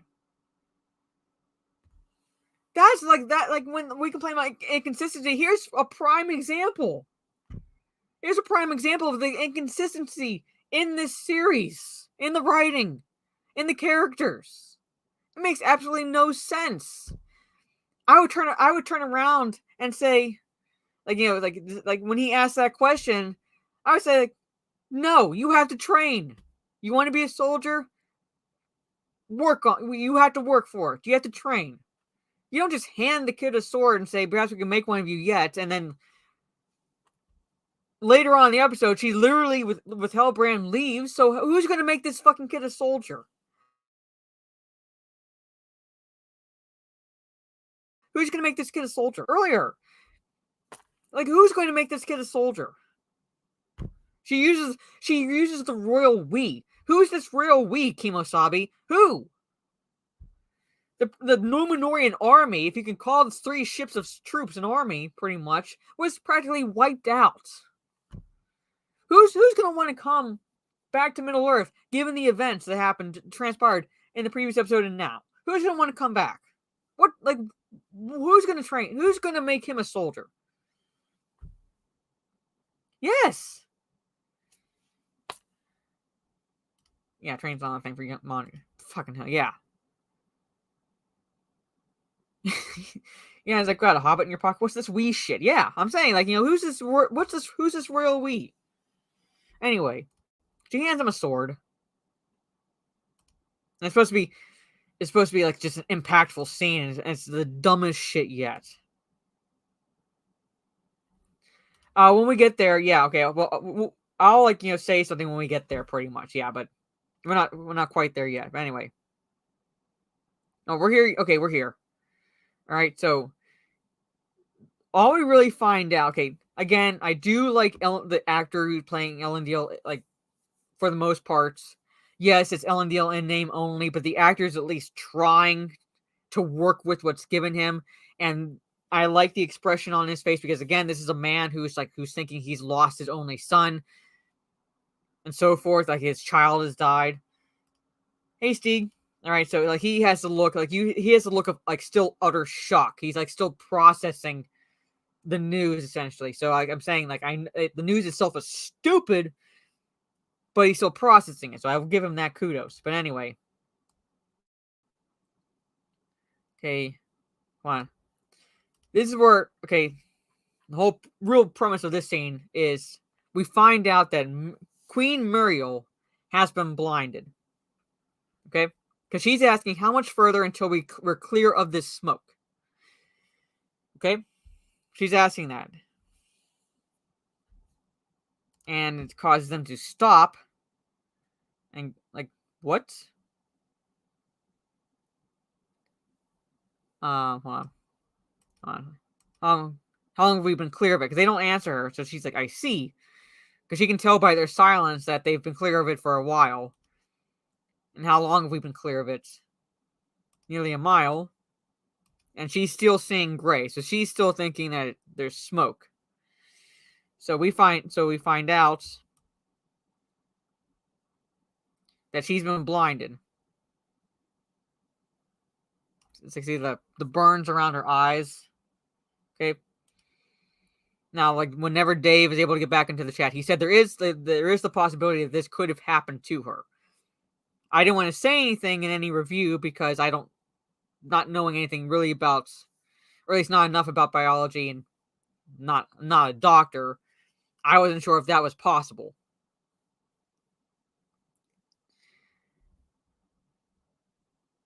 Hold on. Blinded from sparks from burning log. Gladriel takes a volcano blast to the face, no problem, yeah. Hey, John. Elendil tries, but damn, the plot won't let him go search for his son himself, and then later he has to be... Yeah, I know. That's like that's the big problem I have with this episode. Again, like, the actor tries, but the writing is just shit. Okay, to explain Muriel's eyes, if she had embers splash her eyes, she would have had some loss of vision, mostly grayish. If she's blind now, means the ember burned her cornea completely. But, okay, she says she sees gray, so it might not have burned her cornea completely. Let me see if I can get to the line. Only gray, yeah. I remember she said only gray. So, that's what she says she's seeing. It's like only gray. So I don't know if it's like what you said, that she just would have some loss of vision because of the embers, or she's completely blinded. Yeah, I know. We'll get to that. Pretty much. So, but like they don't exactly like, again, they're not exactly clarifying it, so we don't know how blinded she is. Just that she says only gray, and I got to that point where it's like would that have been possible given the scene and given like the whole writing? So I wanted to make sure. But she's blinded. She's blinded.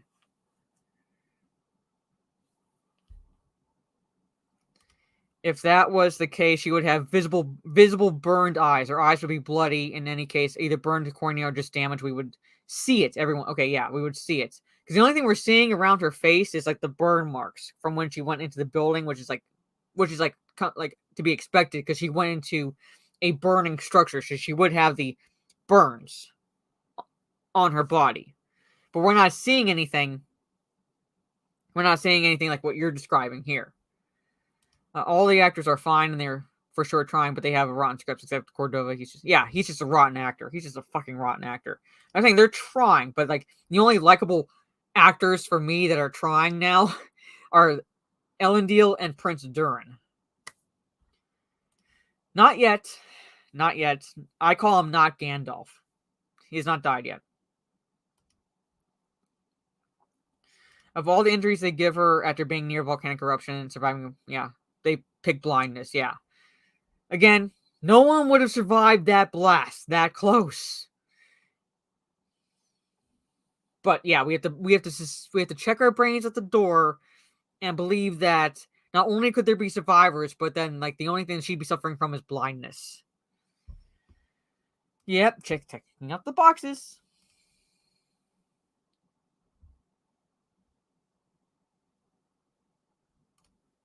Yes, yeah, I'm saying like I was looking at this scene and I was like, would that have been the case? Because that's the damage I was seeing. I wasn't seeing any damage to the actual eye, so I wasn't sure if it was possible or not. But given what they're looking at, yeah, there's like, yeah, it's absolute shit, yeah. Anyway, so we find out she at least has some vision loss. She at least has some vision loss, and she doesn't want anybody to know. So she has to keep walking. All right. That's the scene. Okay. All right. Now we have Sadok. We have Sadok, I think is his name, pretty much. So far more severe than the volcano. Yeah, pretty much. Anyway, so we have him basically pointing not Gandalf in the direction of a big folk settlement and just sending him off on his merry way, pretty much. Because they were scared of what he did to a tree. At this point, it's like again the writing is so inconsistent. He has done nothing to them. He's actually protected the Harfoots from those wolves, and yet he tries to heal a tree. He uses magic again. They don't understand what he's saying, but at the same time, somehow that scares them enough into getting rid of him. Nothing about his character is shown that like they would have had really any legitimate reason to do it at this point. But he's like, he like gives him a. Here, I'll show you. Yeah, I know. Pretty much, yeah. All right. Big full sun on the far side. He hands him that. Okay, hands him that. It's like it's like, all right, like you've been like this is what you're looking for. We haven't seen him. We're 1,000 years ago. So sends him on his way.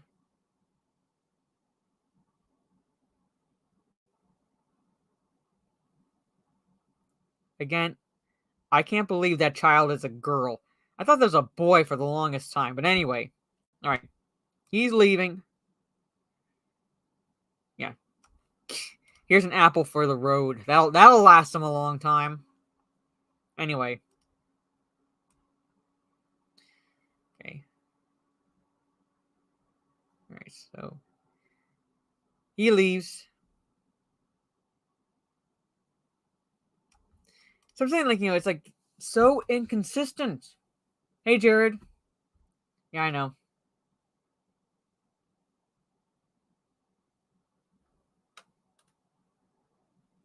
Yeah, pretty much. They only have one fruit in Middle Earth. Yeah, pretty much. Only one fruit in Middle Earth. I'm wearing a bathrobe. Yeah, I know. Imagine the impact if she actually got a severe burn mark inside that leaves her visibly disfigured for life, like to go from Avatar. Yeah. Hold on. Away because one little hobo girl was retarded and walked up to a man shouting at a tree. Yeah, I'm saying nothing like about the writing has like made it like even make sense that they would have made that decision pretty much. Essentially, yeah. Anyway, again, like he has demonstrated nothing to the point, like like no harm or danger to the Harfoots or anything. All he's done is scare them and potentially like have it like them get potentially hurt again because the Harfoots are fucking stupid.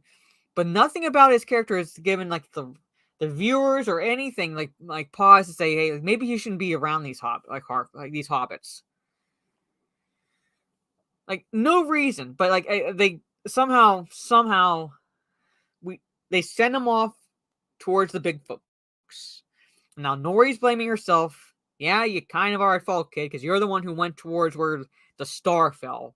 All right, but at the same time, again, he's demonstrated no ill intent to any of them, even saving them at some point. No ill intent. Yeah, I'm saying the only harm is when they interact with him while he's doing magic. Like he's doing like he's healing himself when he's healing himself, or when he's trying to heal the tree. That's it. He does not actively target the Harfoots. Everything is like passive because they're stupid. Because like they're stupid.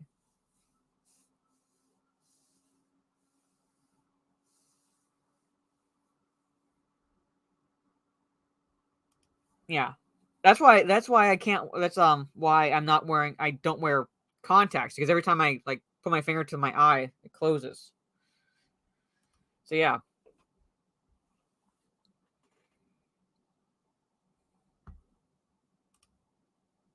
We have to check our brains at the door, Dave. He tried to help feed them. Like nothing at all. Says, yeah, we it makes sense for them to send him on his way, pretty much. But okay, so she blames herself. Okay. So I'm just gonna skip this scene. Alright. Here's where it fucking started to piss me off, alright? Because Theo asks, because we're back to Galadriel and the liability. Have you ever lost someone close? Right? So she says, kin. He's a kin, I mean. Okay, so she says, my brother Finrod and my husband.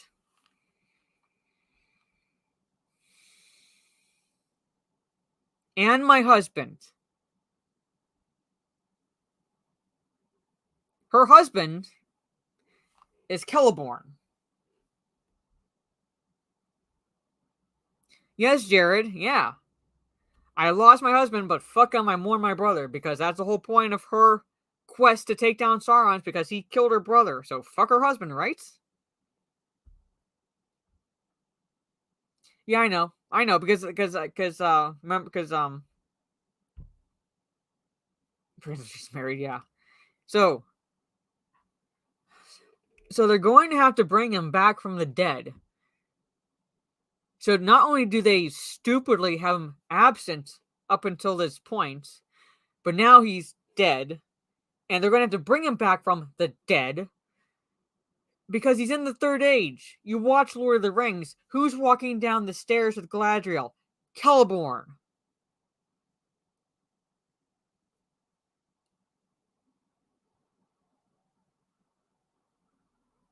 If they had her have multiple husbands, I wouldn't put it past them. If they had her have multiple husbands, I will fucking burn Amazon Studios to the ground. Yeah, sounds like a loveless marriage. Yeah. Lost her husband, waits 5 episodes to even mention it. You know what I'm saying? It's like they have to bring him back from the dead. That's what they're setting themselves to have to do, pretty much.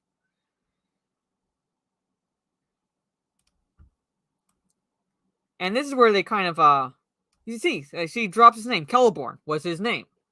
And they kind of like humiliate him in a way in this scene. he's kind of reduced in the scene because... Okay, the war seems so far away then. Hold on. Watch. The war seems so far away then she's... Okay? When he went to it, I chided him. His armor didn't fit properly. Really? Celeborn,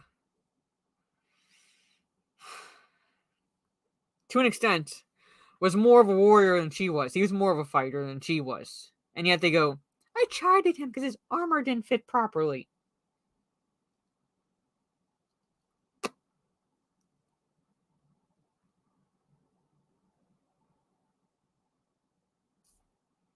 Yeah. If Galadriel even had her, she hasn't even brought up her daughter. She's finally mentioning her dead husband. But where's her daughter? Because her daughter was, like he's pointing out, was born at the beginning of the Second Age. Her daughter marries Elrond. Hey, Arcasul.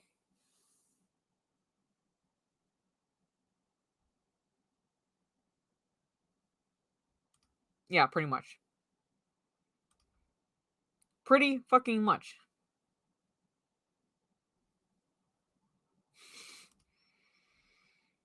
Yeah.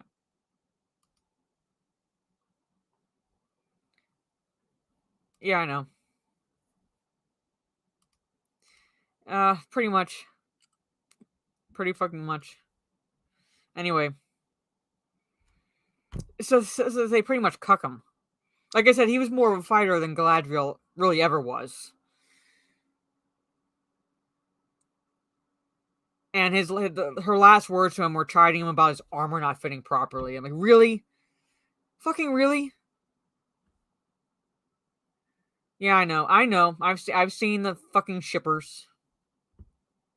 Oh yeah, we'll get to that. Yep, the Femme Shady appeared again in this episode. So she finally mentions her husband.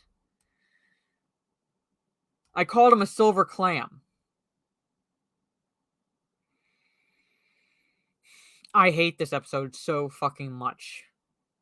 So, Arcasol, since you're kind of lurking in the chat, if you're around, you'll hear this. But I told the chat earlier in this stream that what I'm tentatively planning on doing is if you do a rant stream, I will be part of that because I really do need to rant about this shit. It pisses me off that much. I don't know how she would fucking know what a clam is, but she called him a silver clam. But this show pisses me off so fucking much that I will have to do like a rant, be part of that rant stream that you want to do, that you kind of invited me on. But I also want to do more lore streams, like actual lore streams. So that way it's like, hey, what the series is showing, that's not what Tolkien wrote. That's not what Tolkien wrote.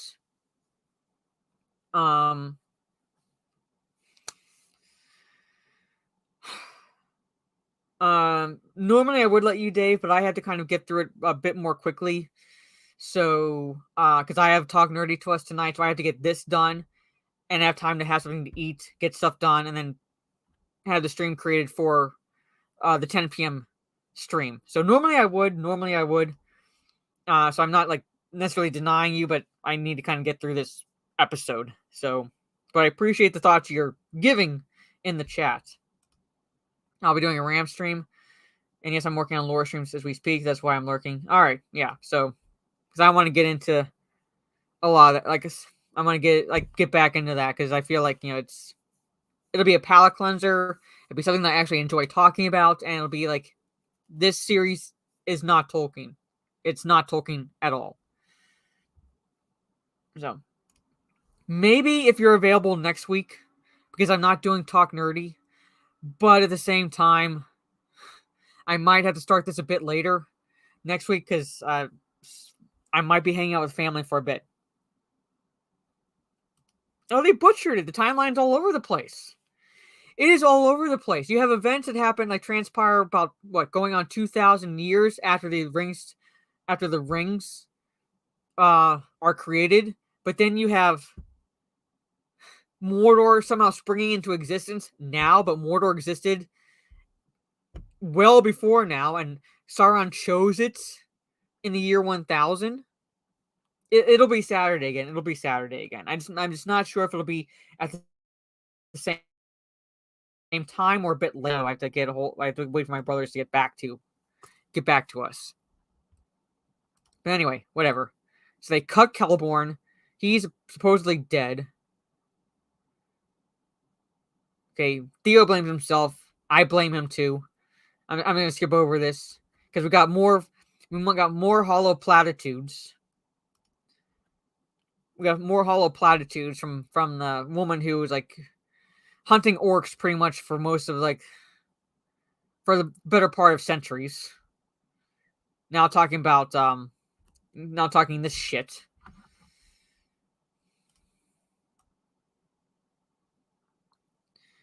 All right. Okay. These are orcs. Orcs grunting again. Why do orcs need torches? They can see in the dark. They can see in the dark. We all blame Theo, yeah. I skipped that scene, like Theo blames himself, like I blame you too. Moving on. Pretty much. Member berries again. Yes, like look at that. It literally mirrors, like Sieg pointed out, and I was gonna touch on the scene in Fellowship, where the four hobbits are hiding in the hollow of the tree trunk, that area, and you see the ring wraith sniffing because it's like looking for the ring.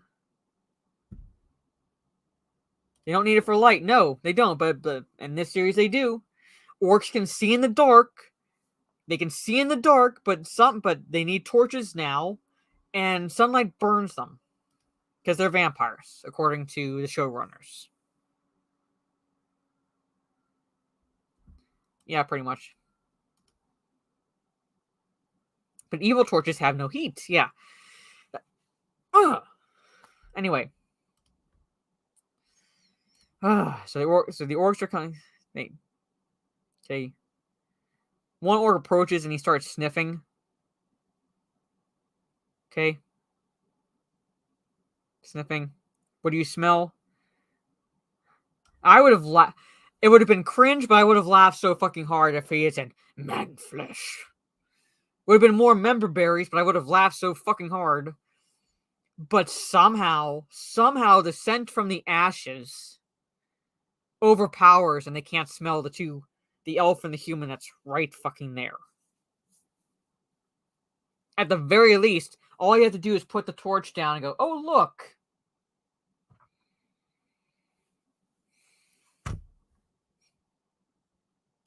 Why is the sword not blue? Yes, why is the sword not blue, damn it? Yep. Because, I mean, look at where he's standing. They can see him. They can see him, which means all you would have had to do is put the torch down, but somehow the scent of ashes overpowers the scent of an elf and a human that's right below him. More lambus bread, yes.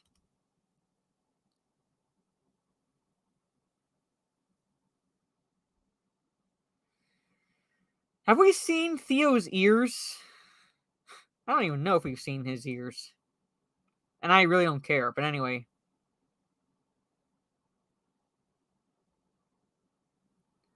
The orc says, hold on, get to that line. Nothing but ashes. Ashes, nothing but ashes. Like, somehow does not smell.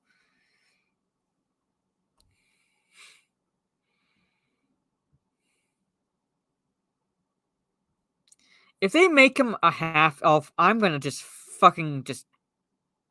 go ballistic. Just go fucking ballistic.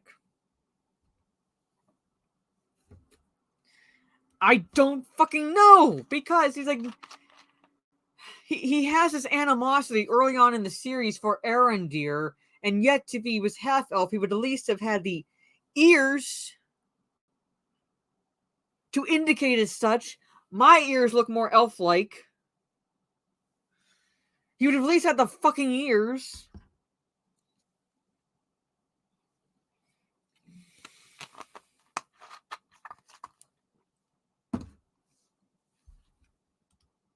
What, are they going to say that showed animosity towards Arendir because he has internal racism?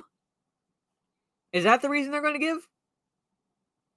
That he has internalized racism for his own kind? Really? I'm like if he ends up being Hellfire, if they do that, fuck it, do it. Do it. Have him have internalized racism. Have him be in half elf some fucking how, and he has internalized racism, and it's against a black elf. Do it. Yeah, black man's a bastard kid. Yeah. Oh, this is why I can jump 30 feet in the air. Yeah. Like you saw. Okay, again, this did not happen in the books, but remember when Elrond is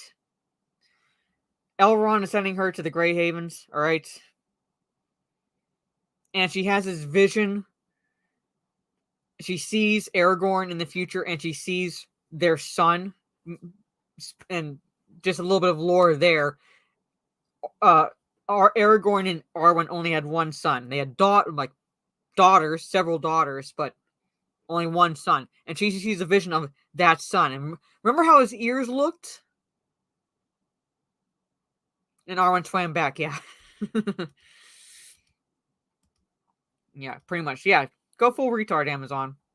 Remember how his ears looked? He was half elf.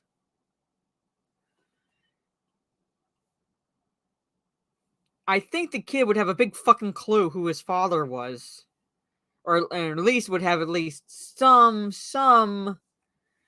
at least regard for that, at least somewhat regard for that part of his heritage, and not hate the elves, as he kind of like indicates, because he shows blatant animosity towards Arendir early on in the series. Anyway, so the orcs somehow don't smell, assuming that Theo is human, somehow do not smell him, at least. Somehow do not smell him. I had sex with a Vulcan and an elf. I wasn't sure which one was your father, Theo. Oh, God. But anyway, somehow do not... Assuming Theo is not half-elf and is human, they should have at least been able to smell him. But somehow the scent of ash overpowers the scent of man-flesh. Alright? Overpowers the scent of man-flesh. So... In name, only Galadriel and the liability are able to hide. Hey, Nick. Okay. Again, orcs would not need torches.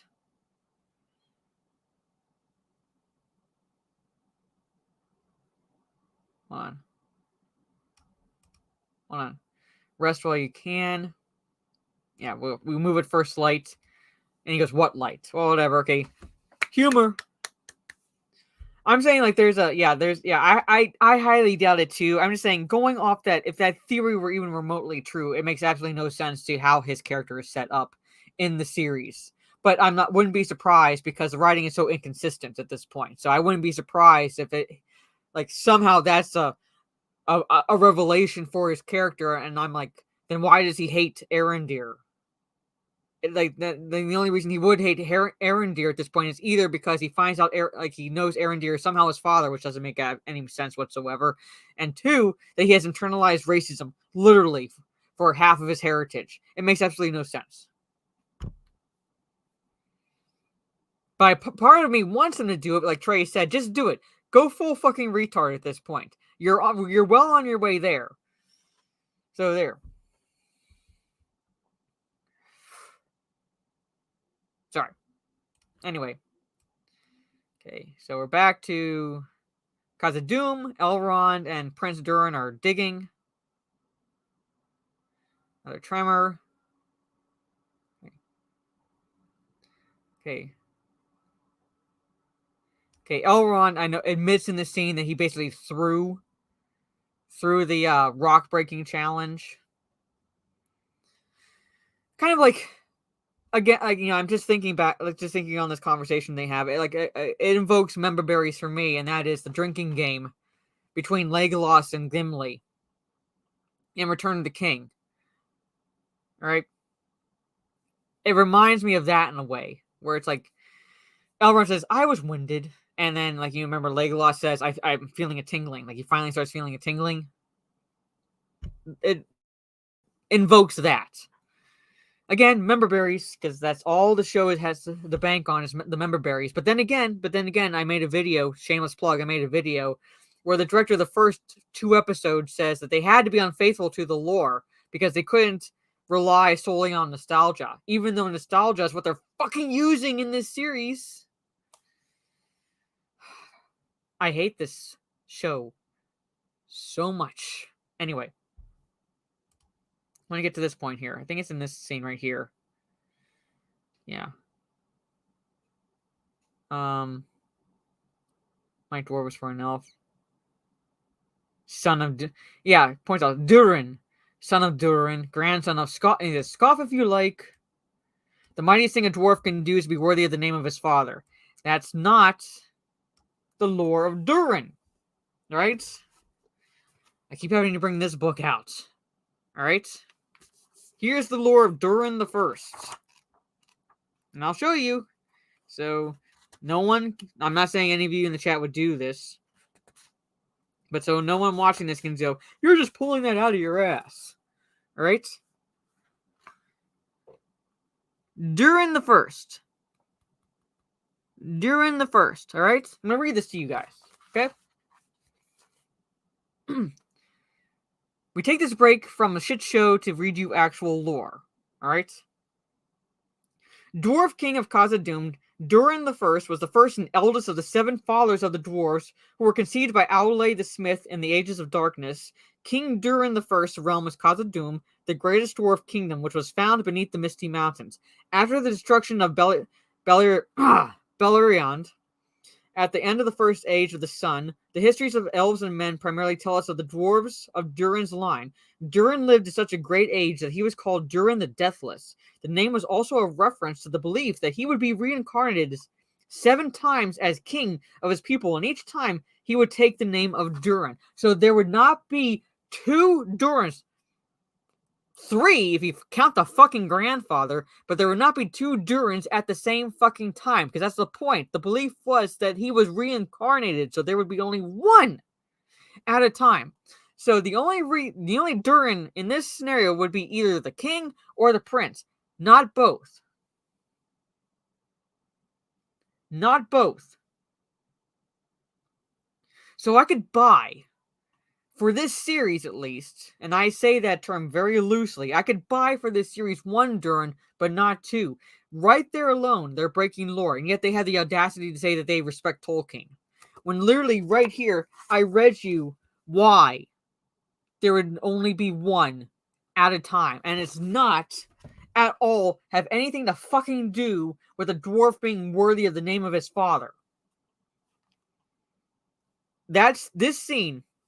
Okay, did not piss me off, but it, like, again, I was like, no.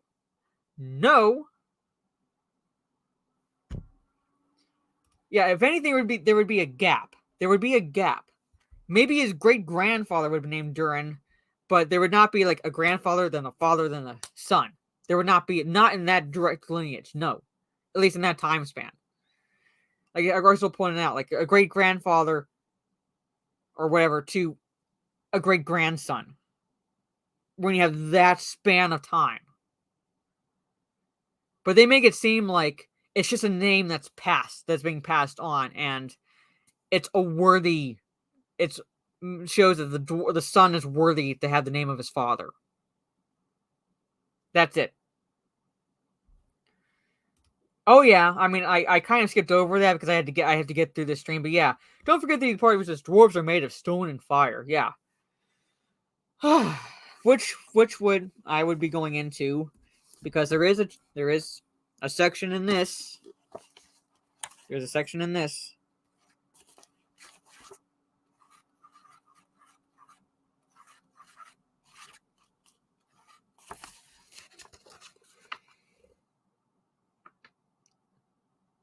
Of Aule and Yavanna.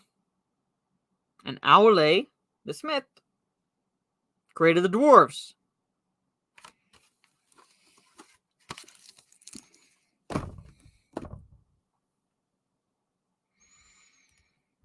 Yes, actual lore.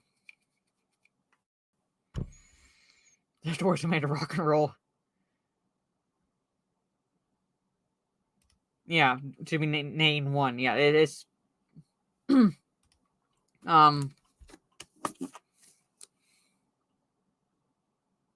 This.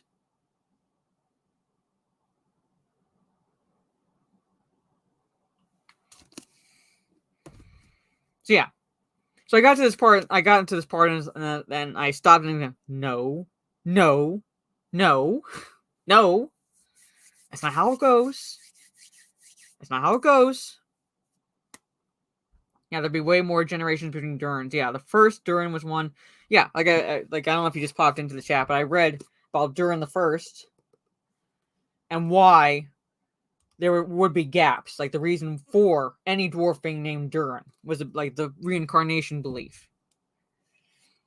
Yeah. Yeah.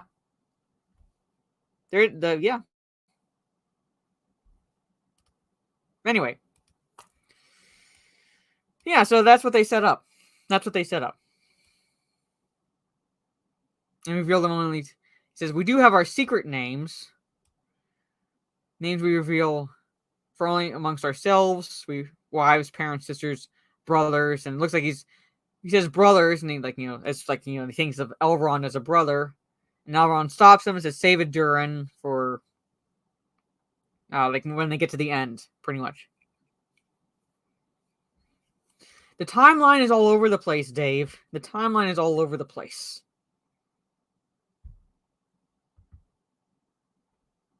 Yeah, like, yeah. Because just really briefly to go into the lore. The elves were created first, but they were asleep. Iluvatar hadn't awoken them yet, and Aule created the dwarves. And when Iluvatar, I'm being very general in this explanation, but when Iluvatar saw that the dwarves recoil, because Aule was ready to smite them. Because he felt shame in creating them, because Iluvatar, like, he was like creating something, and like he was like acting as a Iluvatar would, basically. So he was ready to smite his own. Aule was ready to smite his own creation when Iluvatar saw the dwarves shrink back and recoil in fear. Iluvatar stops him, and like, it's like, no, you're not going to smite them, but they can't be awake before the elves. The elves are the children of Iluvatar. So what he did was he put the dwarves to sleep until the elves awoken, because the elves had to be awoken first.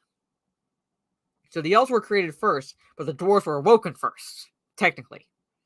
But Iluvatar put them to sleep, so that way they weren't awake before his children, the elves, pretty much. So my phone fell. So that's like really brief summary of how it went. Yeah, that's showing favoritism, yes. But that's like a really brief summary of how it went. All right. So anyway, they start digging again. Loud rumbling. They break through, and look at all that shiny life force for the elves. But they find the mithril vein.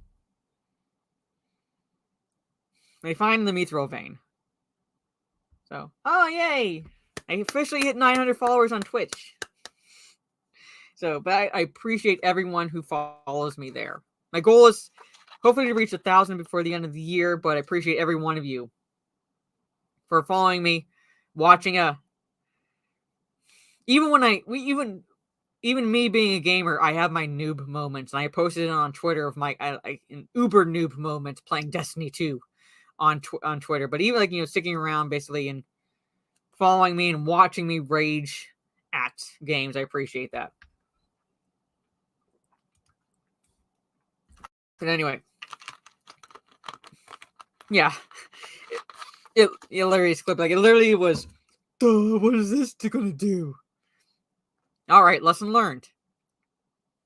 I blew myself up. Anyway. Yeah, so basically the elves could move to Casa Doom and stay on the ground forever. Pretty much, because the Mithril's there. So they could say, hey, King Durin, mind if we shack up here? Because you have our life force. pretty much. Anyway, they find the mithril vein,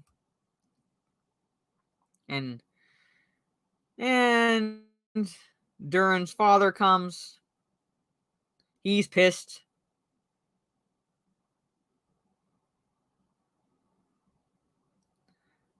Hold on. And he says, just look at it. Like, well, his son says, just look at it. And King Durin says, seize the elf. They throw Elrond out. Essentially. Yeah, female gamer age rules. Yeah, well, there's plenty. I actually have a cunt counter. I'm almost at 900 cunt. I'm almost at the count of 900 also for the number of cunts I say. So I'll reach that as well. Maybe I'll reach 1,000 before the end of the year too.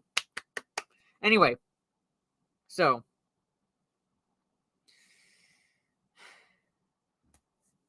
yeah. So it throws Elrond out. The friend of the dwarves, mind you. The friend of the dwarves throws him out. And now you have the scene between father and son. Okay. I'm not going to go into all the details. I'm not going to go into necessarily all the details of the scene, but the father goes into how possibility of like the son not surviving his first winter because how does he describe it? A tiny pitiful sound like scraping chalk stones, like his breathing, so forth, breath.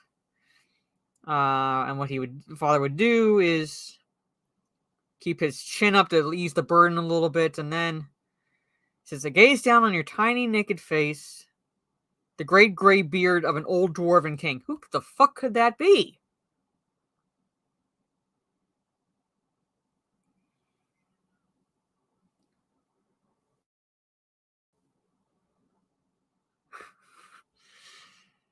Competing with the Aussies.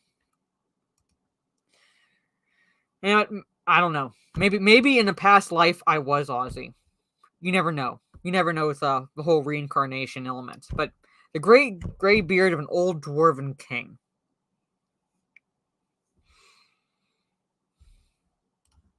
Right? He says, wife, you don't have to fear. Mighty and terrible was army with banners, and when your mother awoke, I told her she needn't cry no more, or someone would live and he would move mountains.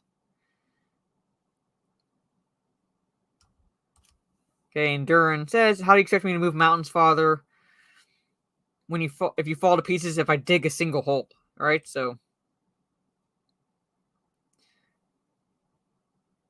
all right. Now this scene, again, I didn't exactly mind it, but at the same time, it just like it's like another version of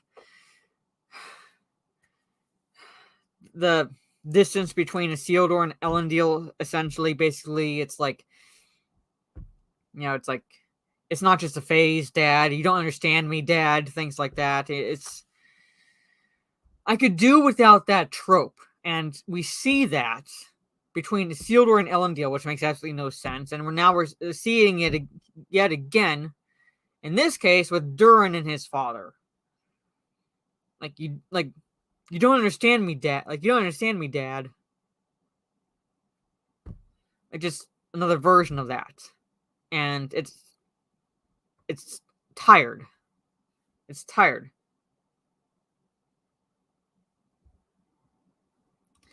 Well, they steal everything else. So I wouldn't be surprised.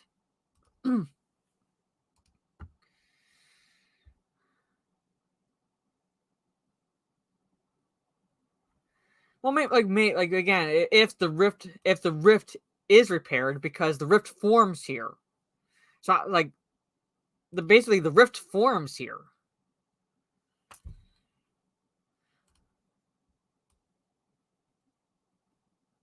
Yeah, and father gets pissed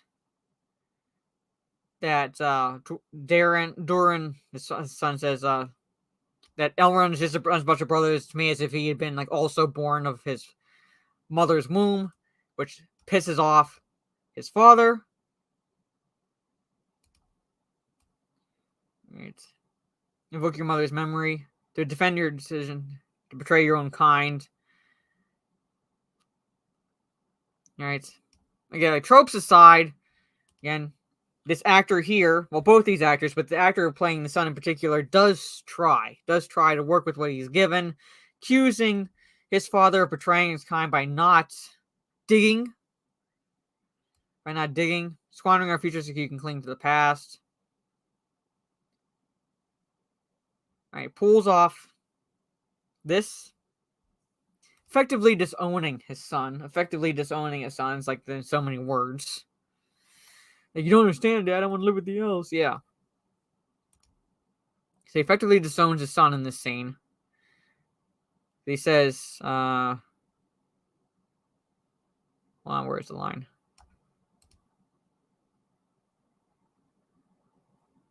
It's not yours anymore. Yeah, effectively disowns him. Right.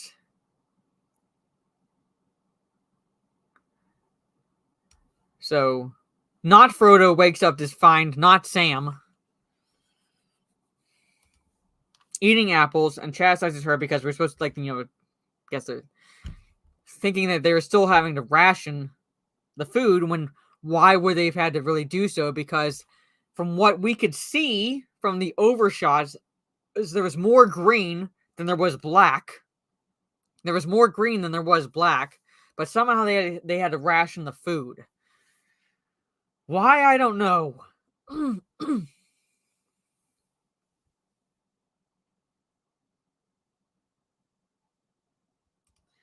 Yeah, that was the only scene. Like, there are other moments, like I said, with the actor who plays Elendil and so forth, but like there was like actual emotion. Like there's actual emotion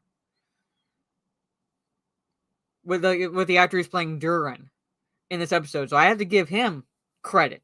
I have to give that actor credit for this episode at least. So she wakes up to find, oh look, the trees are magically healed, even though there was more green than black before, which means like, see, like again, the overshots, like there was plenty of green. There was plenty of like green, which means that those trees weren't dead or anything like that, which means that they would have borne fruit. They would still borne fruit, but somehow they had to wait for not Gandalf. They had to wake up and find out that not Gandalf actually healed this grove. Yeah, it wasn't community acting. I know. I'm not saying they carry the show, Arkansas. I'm not saying that they carry the show. I'm saying even in this episode there are other moments, like I said with the actor who plays Elendil. But for the most part, the only impactful moments are Durin, from Durin.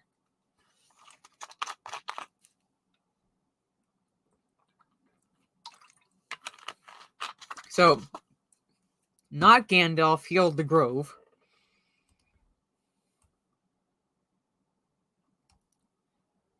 All right. I don't know what it is with Hollywood and equating chubbiness with humor. But anyway. Feast tonight. Malva's saying something. She makes something called apple sausage, and the joke is, hold on, apple sauce. Funny. Funny. Chubby hobbits mixes up the words. Anyway. So they're gathering up the food. Okay. Poppy's singing, because she's, I guess, the one who sings all the fucking time. And look at this. Feminem is back. They rock up again. Yeah, just random events strung together, and you're right, Durin scenes are good, and the Mithril story is the only interesting thing happening. But, Mithril is, egregious lore breaking, pretty much. Egregious lore breaking. So it's you say one one positive in this aspect, but then there's a major negative. But, Feminem's here, pretty much. Fem Shady rocks up with, I'm not saying an Adam's apple, and those are boobs. So, with her crew,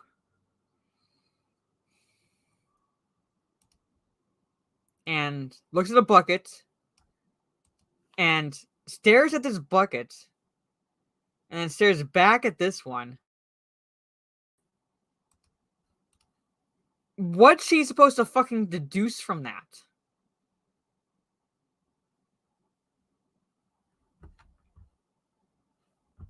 What's she supposed to deduce from that bucket? She looks back at these people like, it's like, aha. Like, would you look at that? What is she fucking supposed to deduce from that? I swear to God, the show.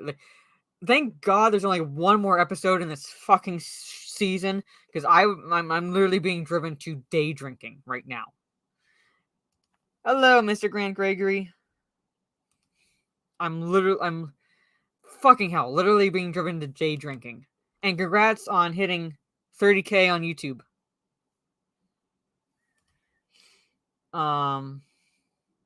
Look at KFC is near, yes. For drama, yes.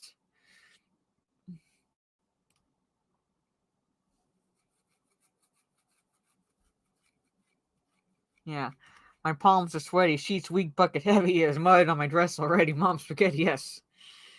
Classic bad reboot. Conflict born out of character for no reason, refuses to tell something they know, which they actually told the information would prevent the bad plot. Yeah. Pretty much. It's mystery boxes. It's literally mystery boxes, because somehow that bucket tips her off to something, and they find the hobbits. Alright? And Nori's really fucking stupid in this scene. You would think that she's like not Gandalf. She's scared of not Gandalf. Makes no legitimate reason why she would be scared of not Gandalf. But she's scared of him, but somehow she dares to confront these people. She dares to confront these beings who don't come off as normal either, trying to put them off the trail. So they walk up to the tree. Somehow they know, they see the flower. Somehow they know that not Gandalf healed this tree. Alright, they can sense it. God, she's ugly. They really must have gone out of their way to find the most androgynous looking woman ever. But anyway. Somehow knows that was caused by not Gandalf. We don't know why. We don't know what these characters' connection is to him.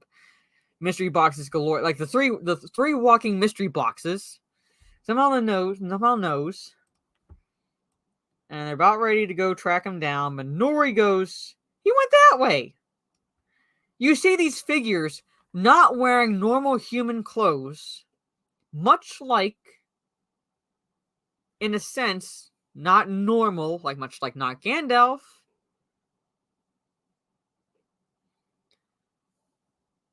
And she decides to try to put them off the trail. No dialogue either. They're not talking. They're not saying, hey, I think he went this way. Humans would talk. Normal people would talk. Even the fucking elves talk. The dwarves talk. Humans would talk. They're not talking. They just walk up to the tree, look at the flower, and leave. The vibe there alone would tell you, maybe don't fucking mess with them. Maybe don't fucking approach them. But Nori is fucking stupid. She's supposed to come off as brave, but she's stupid. Yeah, no dialogue is a good thing for this show, yeah. This entire show should have just been pantomimed at this point. That's how stupid the writing has been. Pantomiming would have been much better. Trail of flowers and match the tree. Nothing Nori said would he throw them off. Yeah, waste of yeah, basically, she was stupid.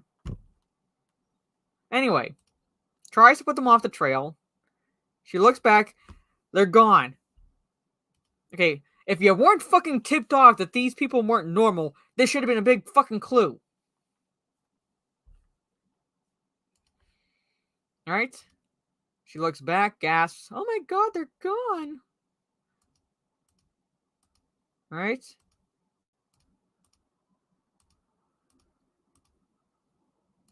And, oh look. Right? And Largo, they've named the father Largo. Wrap that around. Right? Wrap your head around that. Largo. Alright, Largo, father. Was he up? We have no idea. I'm guessing that he's up because other Harfoots are up, but at the same time, it's like, again, he disappears. Whatever, okay? I think obviously he deserved for snitching, yeah.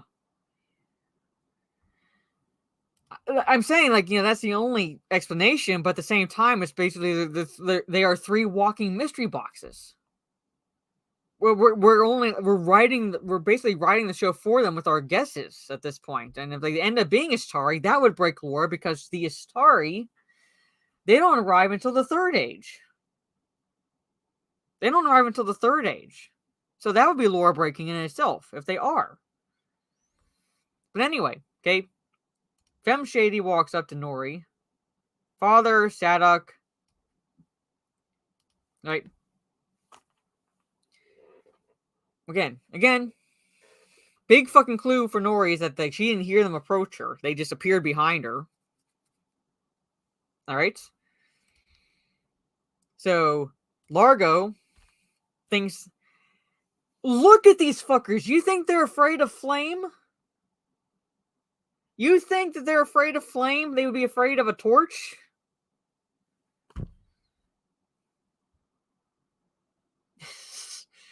If not now, there will be.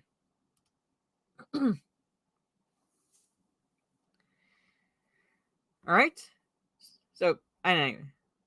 I would have just taken Nori and run at this point. But he, thrusts a torch into Fem Shady's face, thinking, look at that fucking face. That, does not tell me at all that this creature would at all be afraid of flame, but he thrusts the torch in her face. I know. Okay? You harm a hair on her foot and I'll brain the lot of you. Okay, yeah. I guess A for effort. But yeah, that's not happening ever. Because now this scene was kind of pretty cool. Lore breaking aside, I did like how all this entity did was just cup the torch and put the flame out. Alright? Yeah, foot puns are worse than Mr. Freeze ice puns, yeah. Probably the only thing they got thrust in Fem Shady's face, yeah. Okay? And then goes... And then...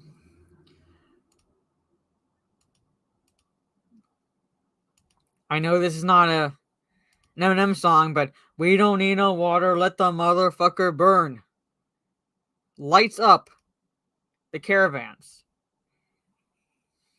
Lights up Tent City. Still got 6 to hit him with, but, he doesn't. Yeah, Trailer Park is in flames, yeah. The Tent City is in flames. Good job. Good job. These 3 are ready to walk away. They were ready to walk away. If Nori hadn't spoken up, nothing like this would have happened. So basically, Nori's fault.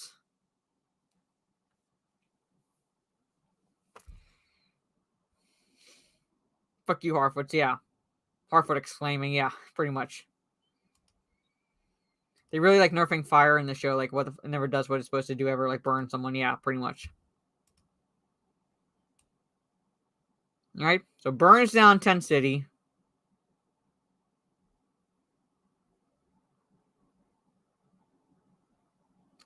Oh, shit. Okay, this is the Numenorian camp. And Isildur's horse, Barrack, won't listen to anybody. Elendil tries to calm him down, but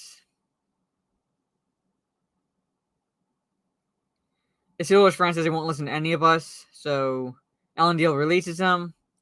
And how much do you want to fucking bet? You see this?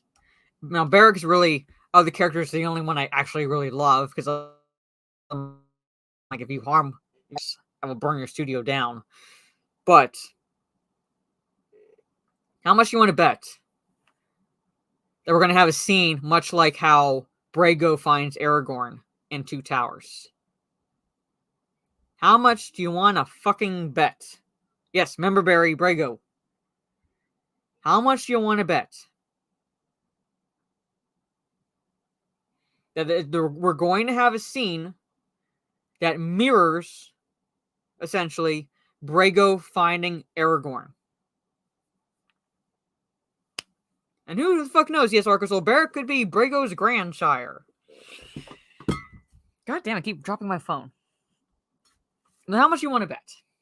I'm calling it. I am fucking calling it. I'm calling that, and Arcus calling that Barrick is going to end up being Brago's grandsire. This horse, I mean, unless they change its name, it's called Berek. Berek, which is reminiscent also of Brago. But the horse's name is Berek, and I'm calling that we're going to have a member berry scene. And if not the next episode, then the first episode of the next season. We're going to have the, remember Brago finding Aragorn scene.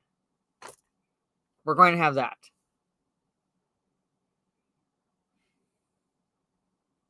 Yeah, they're like tribbles, yeah. What a Legolas Theo's lost daddy, yeah. Anyway.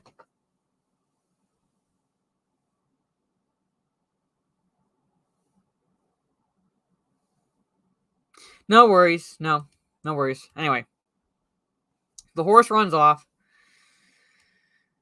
And hold on.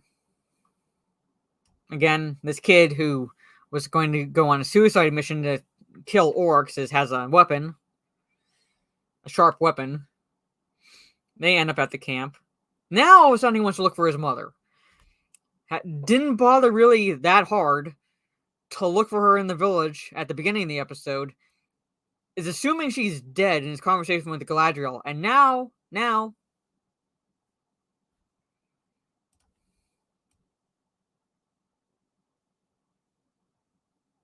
Nope. Those aren't half-elf ears. Those aren't half-elf ears. He's human. So why didn't the orcs smell him at least?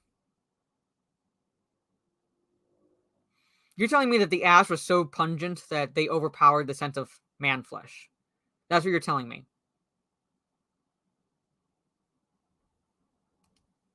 That's because you don't know weapon doesn't mean you know how to use it. Yeah.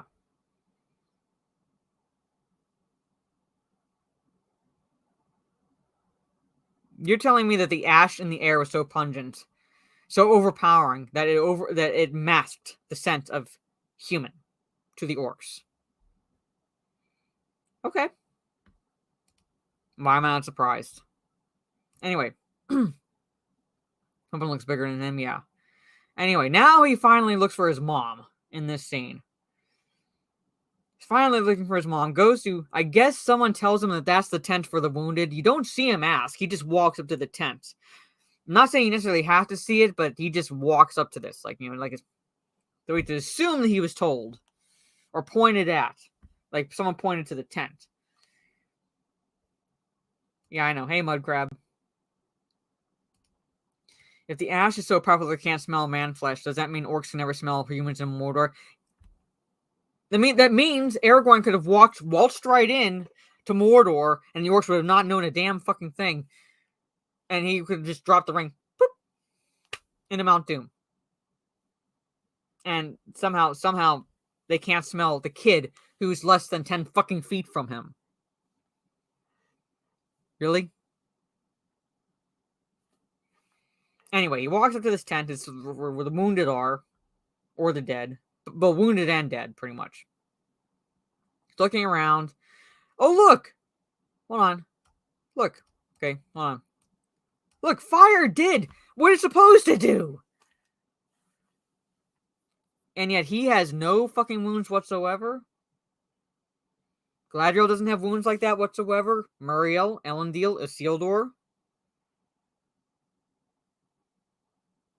Hood Elf, Bronwyn. No one has.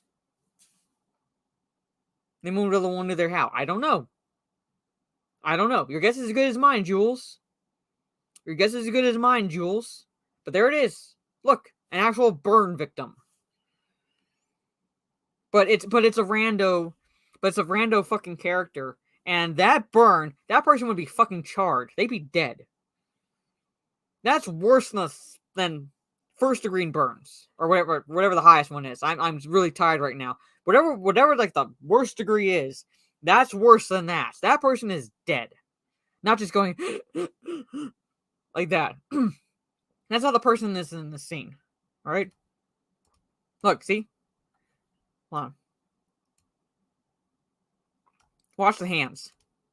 Hold on, take it back. Okay? Somehow this person knows how to stitch wounds. And look at the hands on the burn victim. You're dead. That person would be dead.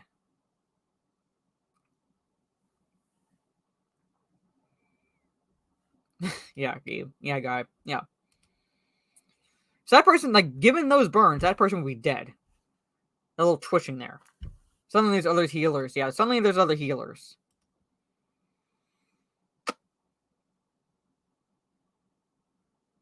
We finally see a burn victim, but it's like that burn victim somehow still alive, even though I'm assuming it's a he. But that dude should be dead. Yes. Given the extent of those wounds. Or given the extent of those burns. That dead. Looks for the wounded. Thinks that's his mother there. Surprise. It's not. It's never that easy. Assumes she might be there. And then, Theo! Oh, look. Suddenly he's like happy to see his mother. Suddenly he's like worried about her. He didn't appear worried at all throughout most of the episode. Resigned himself to the fact that she's likely dead, and now all of a sudden he's looking for her. Now all of a sudden he's worried. Too much clothing to be his mom, yes. But twitching is a good effect, yeah. He thought she was dead, yeah, a day ago. He resigned himself to the fact that she's likely dead. And she's attending to wounded, and she has no blood on her from, like, treating any of the wounded. Really? How the fuck is she that clean? Yeah.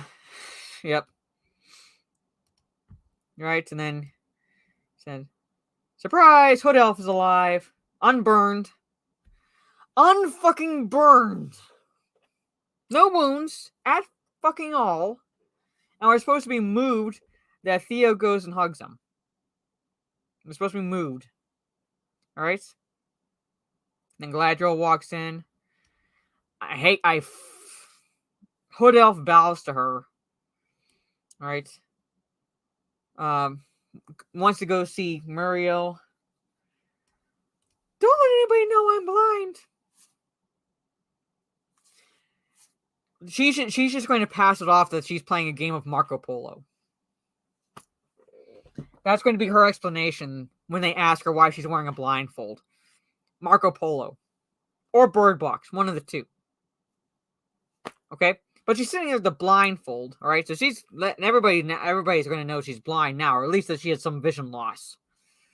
Okay? So Elendil says reparations are nearly complete. Preparations are nearly complete.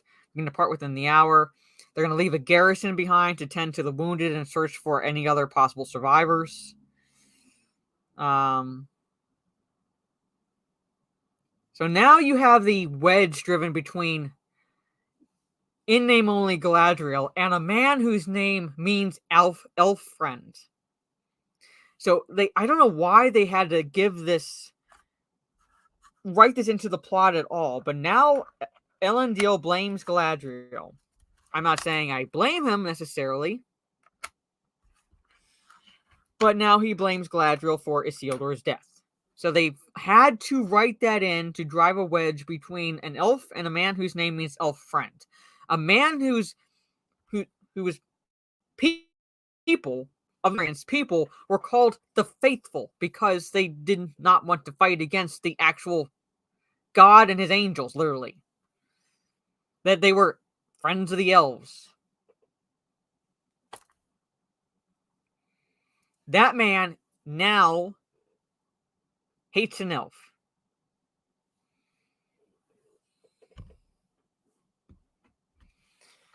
No, they don't explain that. They don't explain that.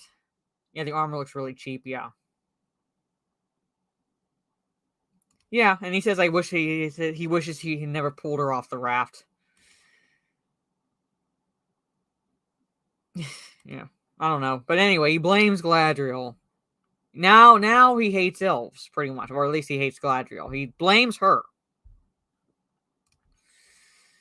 So he says, hold on. What does he call her? Hold on, gotta take it back.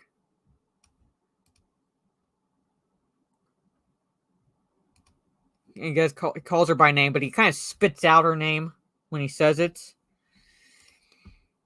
So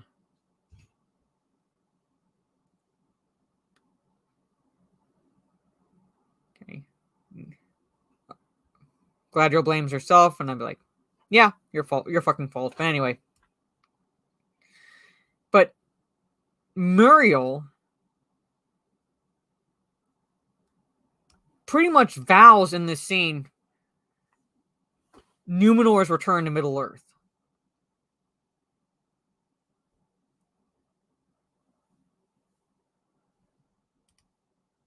Wait, other possible survivors? They just established that the entire region is a handful of villages who all banded together. There's no sense of scale or wonder in this show. No.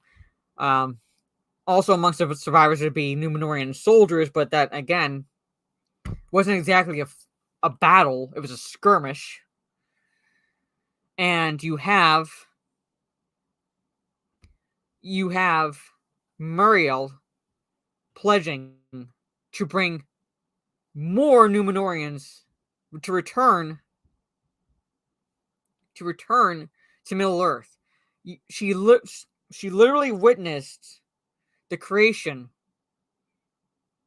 of a certain region. We'll get into that. A certain region at the expense of her own people and the Southlanders.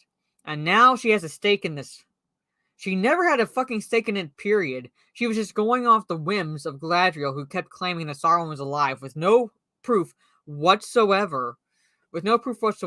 She's going off the whims of an elf that she had never met before, pretty much, because it goes into the prophecy her father believed in, or that she was seeing, but at the same time, her father being alive means this is set about 2,000 years after the creation of the Rings of Power. But regardless, she's vowing to return. She's vowing to put more lives at risk for one fucking elf. To save what? To save what? To do what? I don't know. That's the thing. I don't fucking know. She had no legitimate reason, really. Like, she said something in an episode prior that, like, Galadriel's appearance in Numenor was the start of a prophecy that she feared would have brought the downfall of Numenor. So, but then she decides, I'm going to follow this elf because, I don't know, maybe because it'll change the prophecy? I don't know, but I thought the whole point of that was hey, this elf entering your island was kind of the start of the prophecy. But how does following the same elf that you thought would be the downfall of your island going to change that?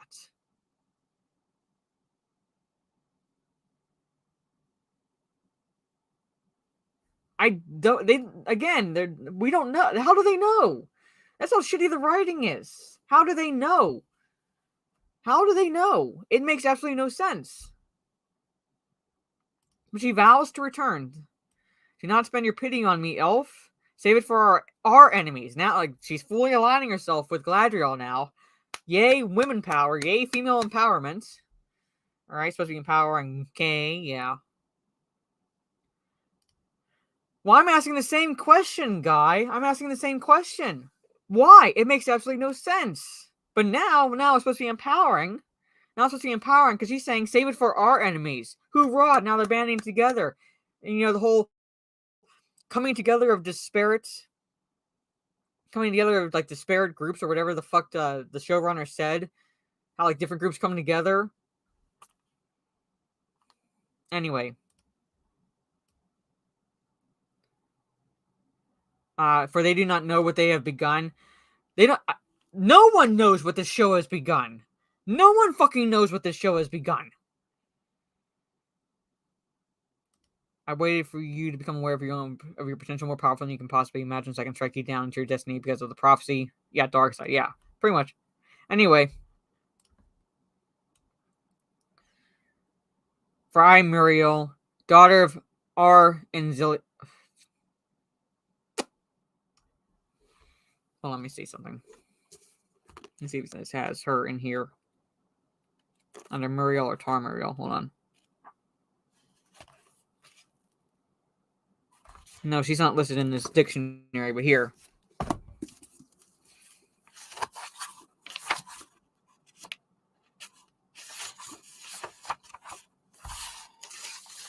Muriel. Daughter of Tar Palantir. She says daughter of R and Zilladun. It's not a name for him, but why would she say that and not Tar Palantir? I'm just wondering that. So I'm just like wondering that. Like they throw out his other name, but they use his other name, and they could have used the one that he's more known by. It's the Edine language. Okay. All right. What? Anyway, it's still all over the place. Anyway, Valdis. Numenor will return. Then the elves will be ready. That's what Galadriel says. Yeah. Galadriel says then the elves will be ready. When Gil-galad in the first episode was ready to send her to heaven because just to get fucking rid of her because she was a thorn in his side. They're going to be ready. Really? Catherine we sail with the tide. All right. Again.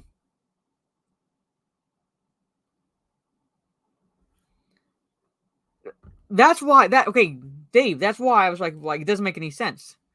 Because she was one of the faithful. She wouldn't use that name. I'm saying, why didn't she use Tar Palantir? Why didn't she say Tar Palantir? She used the other name.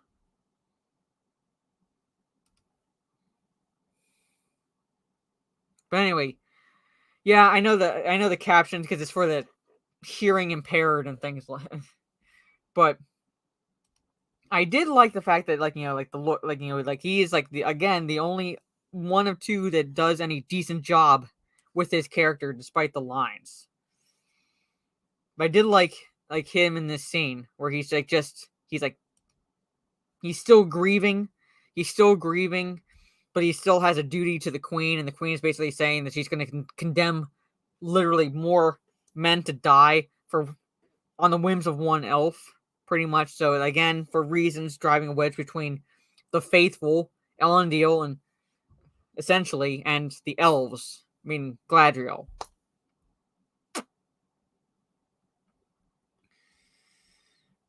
I don't know.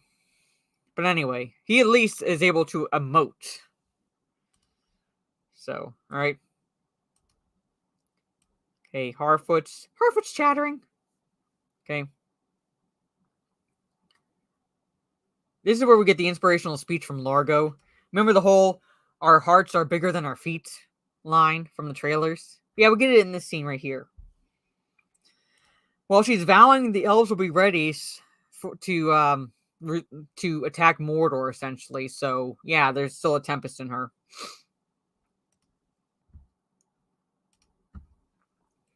Alright, so they're telling him to let her alone. Be alright.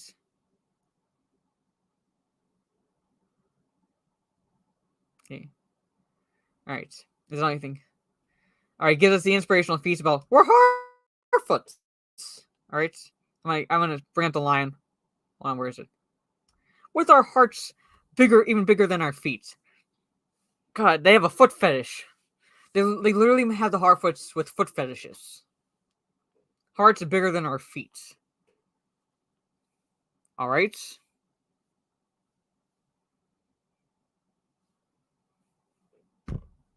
Anyway. Okay, he gives the inspirational speech, which inspires Nori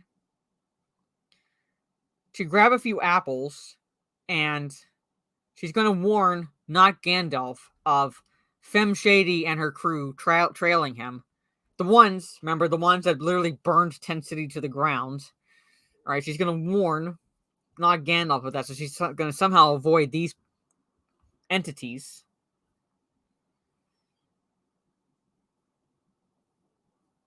Yeah, pretty much. That's what they're setting up, pretty much. Anyway. My card is, yes. So she's going to go warn not Gandalf that's Femme Shady's on his trail. Alright. Going off trail now alone. She won't be alone. So, look. We have not Frodo and not Sam. Alright. And Marigold says, your girls aren't going anywhere. Not without me. So, three hobbitses. 3 hobbitses. Alright. And then, somehow we're supposed to like this character now, Malva, who's been a cunt so far in this whole season, is telling Sadok he should go with them. Alright? Because, what does she call him? A trail finder. She calls Sadok a trail finder. Okay. Alright. Give me a stick. So look, we got 4 hobbitses. Member berries, folks. Member berries. Not Frodo, not Sam, not Merry, not Pippin, pretty much. Essentially. I don't know why we were following these creatures around. I don't know. But the hobbitses that aren't mentioned in the Second Age histories are going to find not Gandalf. Pretty much. Alright. Now, she didn't want people again to know that she had a vision loss. Well, they can fucking figure it out now. Alright. Okay. She believes she'll keep her promise. Wounds can travel. Yeah. So. Okay. An old Númenorian colony by the mouth of the Anduin. An old Númenorian colony. I hate this show so much.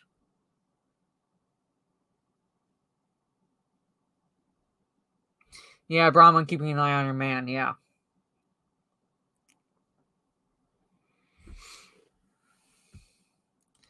Okay, so the not hobbits are ultra isolationists who haven't even invented the hairbrush, but they are all wearing clothes made by weaving. Do they get their clothes by murdering big people?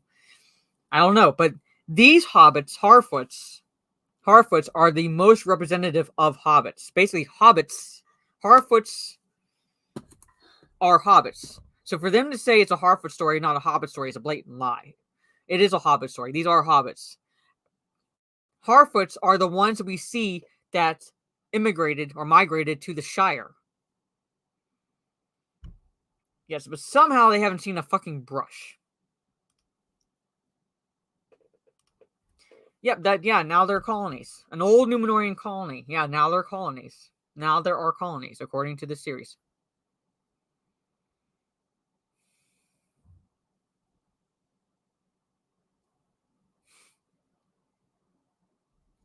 Wrap your head around that.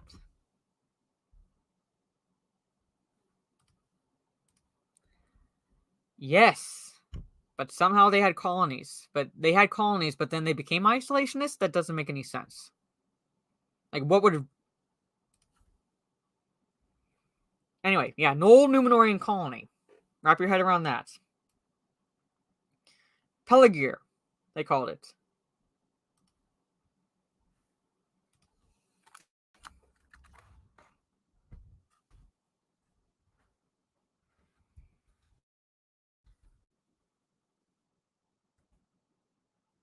On map A.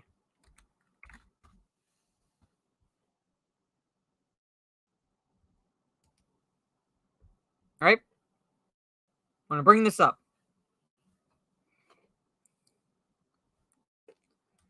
Hold on, they spelled it Pelargir, alright?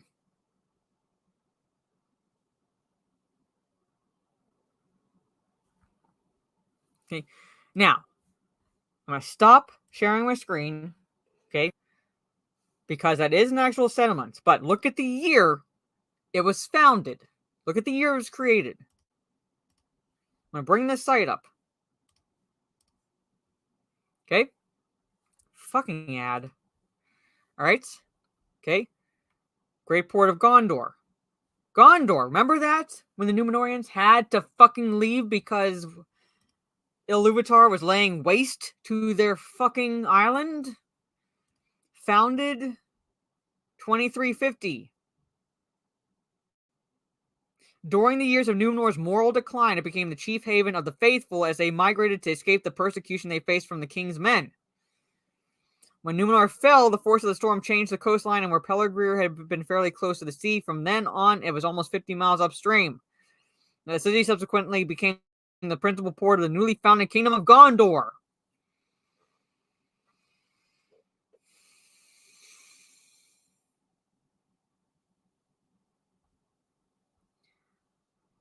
Yet, the Rings of Power haven't been created yet.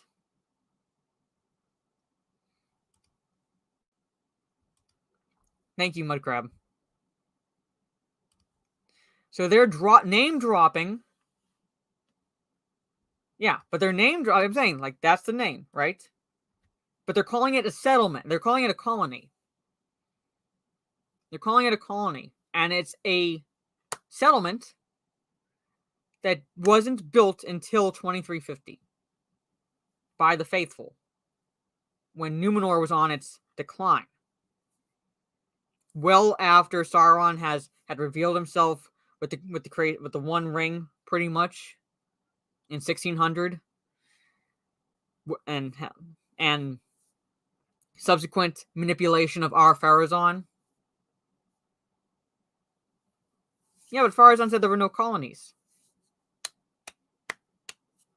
It is a beautiful train. It is a train wreck. I wouldn't call it beautiful, but it's a train wreck. Yeah, I fucking hell. Yeah, I'm just saying, like, you know, I couldn't bring up a lot during my spoiler-free review, but they name dropped that, and I was like, wait, and I looked it up, and I was like, yeah, timeline's all over the place, and they changed it to a colony. They changed it to a colony predating. They changed it to a colony predating the creation of the Rings of Power, but yet Pharazôn said there were no colonies. Anyway, here, this is how Revy feels about this show. All right. Anyway.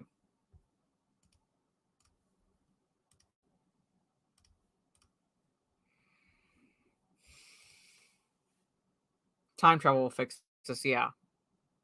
Yeah, but why would he lie? He would have no reason to lie? What would he be hiding? It's an old colony. Why would he lie about that? Especially if, like, if it's not in use anymore. Like, it's like no one's living there. It makes absolutely no sense.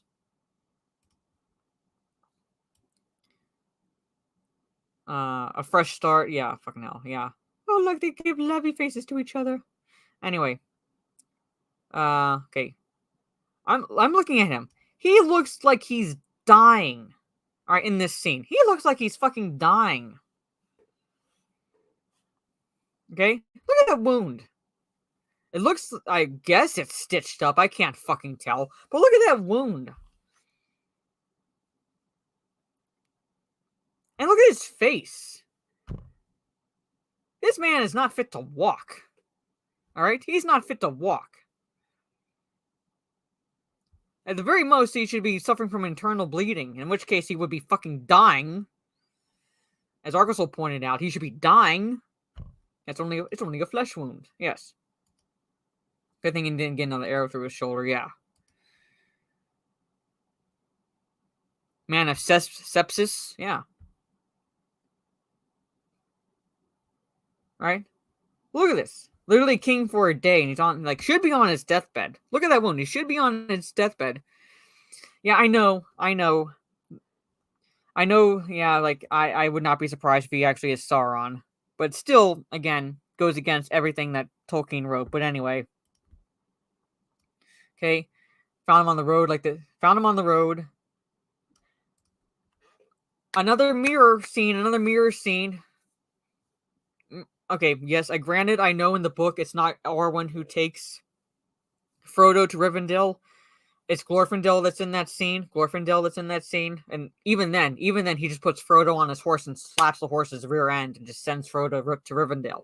But this is essentially mirroring when Arwen says, or like when Arwen and Aragorn are talking, and it's like, he needs Elvish medicine. Yeah, he needs Elvish medicine, not the crap you do, Bronwyn. Yeah, he needs Elvish medicine. Again, mirroring that. But at the same time, this man who should be dying, he's that wounded. Faye has in store for us one more raft. I don't. Okay, and look, he's walking out. And it looks like they changed his... didn't bother changing his shirts. So he's walking out with bloodstain down the front of his shirt. He's fine. I know. I'm saying, but like they're saying, like, it's literally member berries. Remember this? It's, again, the member berries show. So he's walking out with blood all the way down. It's like, he's fine. And he's taller. Galadriel's supposed to be 6'4". Look at them.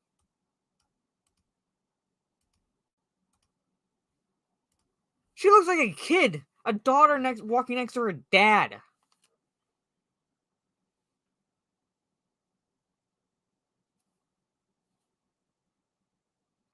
Galadriel is 6'4".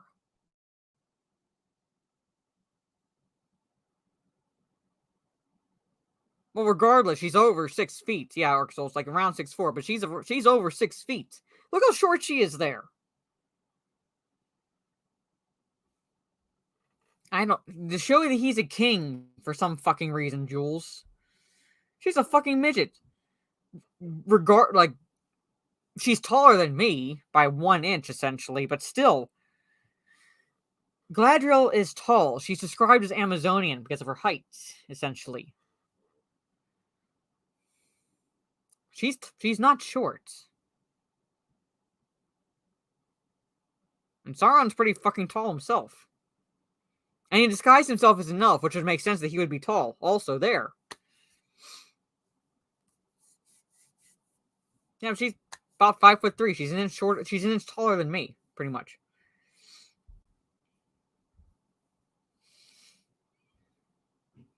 Yeah, Numenorians are also supposed to be on the tall side.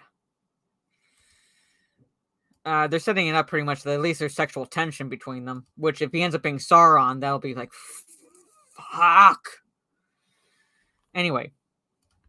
Strength of the king! He's been king for 1 fucking day.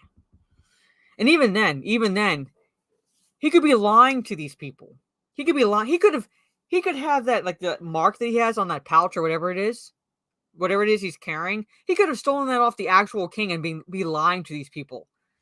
They don't fucking know. They don't fucking know at all.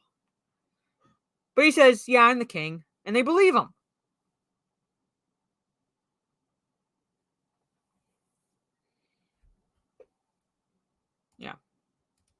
But anyway.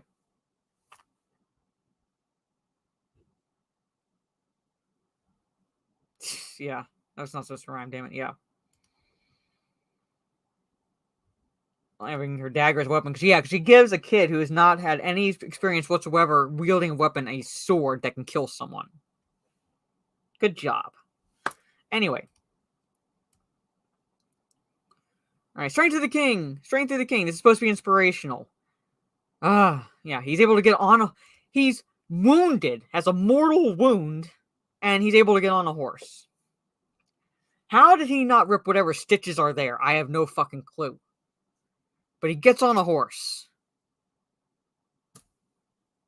Yeah, every grifter for 1,000 miles has something to prove they're king. Hell, one, like,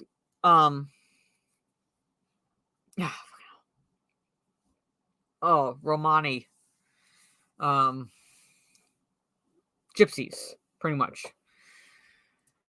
Believe it is, they have the moral right to steal, and their legend is because their kind, dating back to the time of Christ, one of their kind, stole one of the nails that was used to nail Christ to the cross, and did not get smited by God.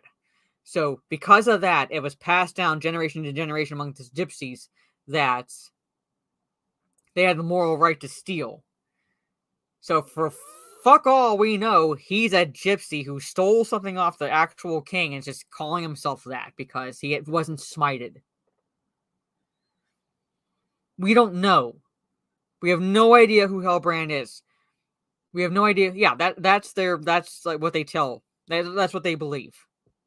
So for all we don't know anything about Hellbrand other than what the plot tells us that we're supposed to know about Hellbrand. And we're not shown anything that would make us believe that he's at all being truthful, but somehow these people believe him.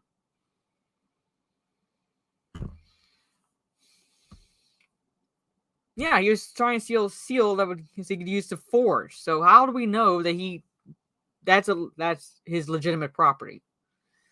And somehow he's able to get onto a horse without pulling his stitches out or ripping his stitches.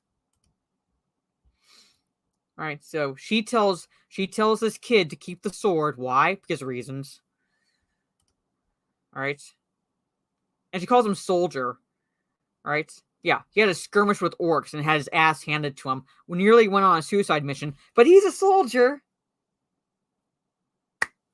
Anyway. Okay. Strength of the king, and it's supposed to be it's supposed to move us. Strength of the Southlands, and he holds up the sword. Yeah, and be inspired. And they ride a Hellbrand, or possibly Sauron and Galadriel ride off. And his mom just lets him keep it. Yeah. Yeah, I'm saying none of this writing makes any sense. Yeah, you'll stab your eye out, kid. Yeah, his mom lets him keep him. Yeah. And here, okay. Now here is where someone mentioned how they turned Disa literally into a power-hungry sociopath in this scene. Like, power-hungry sociopath because she says, hold on, too suspicious, too feeble. Like, she's like basically kind of turned Prince Durin against his father, in a sense. One day, this kingdom will be yours. Okay, he's not Durin the 6th. He's supposedly Durin the 4th. Durin the 4th.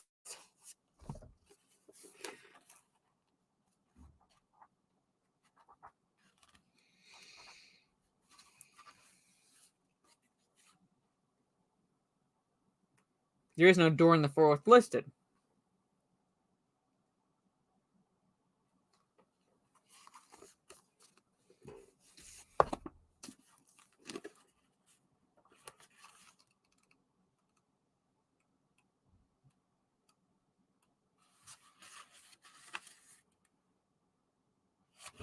And the only Durin is Lord of the Dwarves, the Cause of Doom in Silmarillion. They call him Durin the 4th.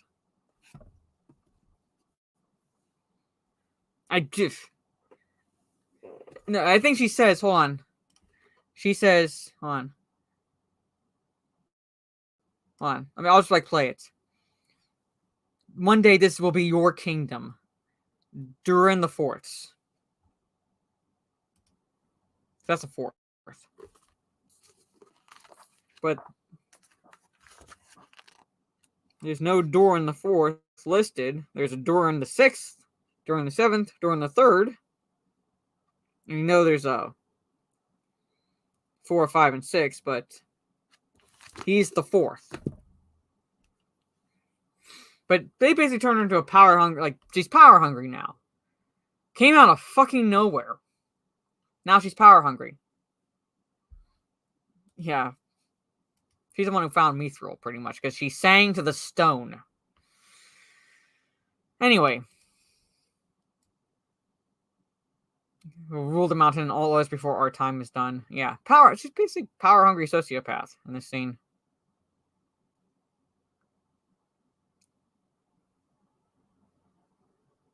Alright.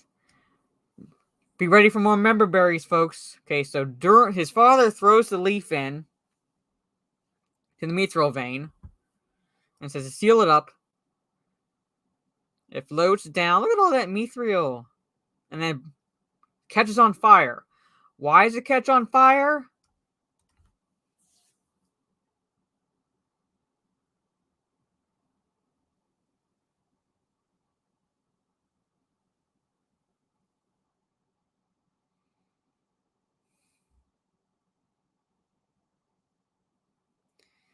Ladies and gentlemen, we've seen some stupid shits from this series, and they continue to not disappoint. The Balrog is already... If the Balrog is already awake, what's preventing it from laying waste to Khazad-dûm right fucking now? If he's now awoken by a leaf, not the dwarves digging too deep and too greedily. No, he's woken by a fucking leaf. What's stopping him from laying waste to Khazad-dûm right fucking now? What would stop him?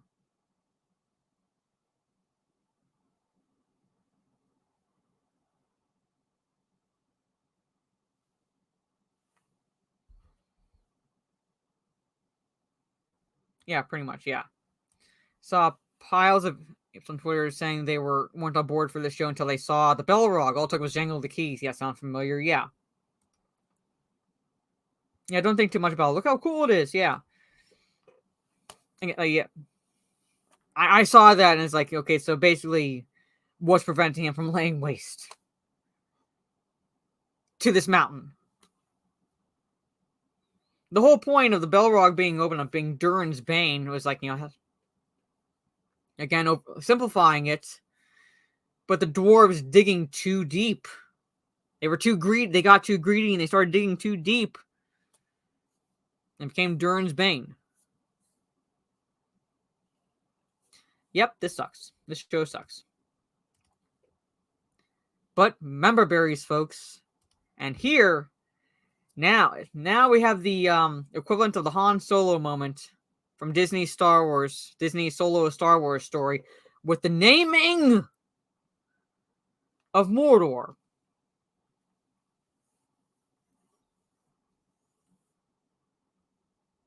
Yeah, pretty much.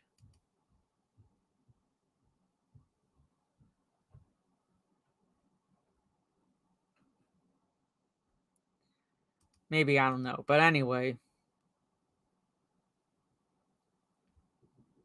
There's some key jangles, yeah. They prefer Uruks, alright? They're walking around and... Alright? And... Hold on. It says, Hail Adar, Lord of the Southlands. Now they're speaking English again. These orcs go from grunting to speaking English. Like, pick one. Hail Adar, Lord of the Southlands. That's the name of a place that no longer exists.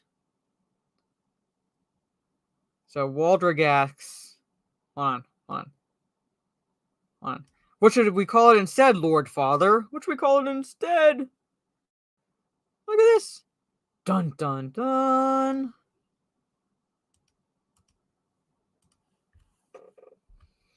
It is literally the equivalent of that scene in Solo: A Star Wars Story when Han is enlisting or trying to enlist with the Imperials, and the Imperial officer asks him, "What's your last name?" And Han says he doesn't have one, so they give him the name Solo because he's fucking alone. It's literally the equivalent of that. What should we name this place? What should we name this place? Yeah, they really did that with the text. And here's the timeline, folks. Again, I keep fucking going back to it. Keep fucking going back to this timeline. Oh wait, wrong book. Oh, wrong book.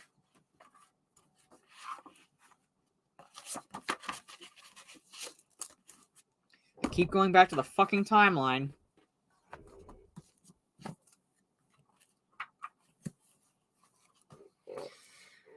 Who could have seen this coming? Yeah. Who could have seen this coming? Hey, Lord Nemesis.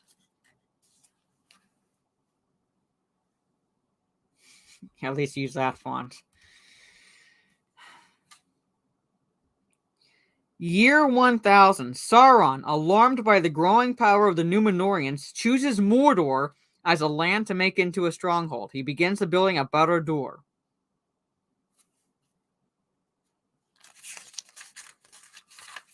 Begins the building of Barad-dûr. Barad-dûr.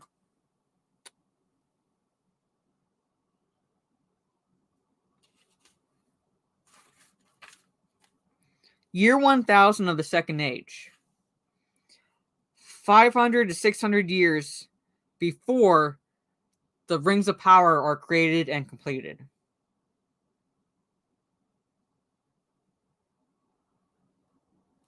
(1600) is the year that Sauron reveals himself. Do we even fucking know when this is supposed to be taking place? The timeline is all over the goddamn place. Mordor land, yeah. Yeah.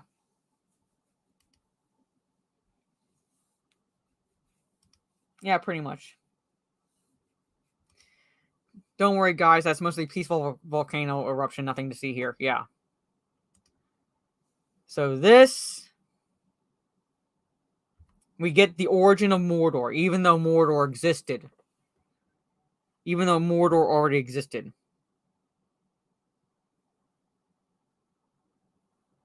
Let me just text my sister back.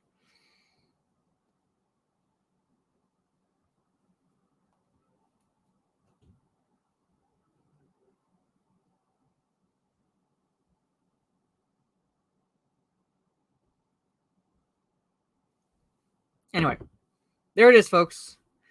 There it is. That's the episode. It ends with the creation of a land that was already in existence several hundred years before the events of this series is supposed to be taking place. Well, if they were actually following what they had the rights to, they would have a fucking timeline. They would have a timeline. But they're not following it. They have the rights to the appendices, and they're choosing to butcher even that. Shocking.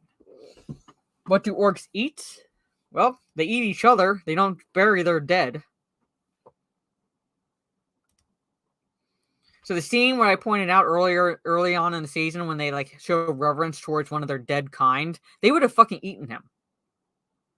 They're not above cannibalism.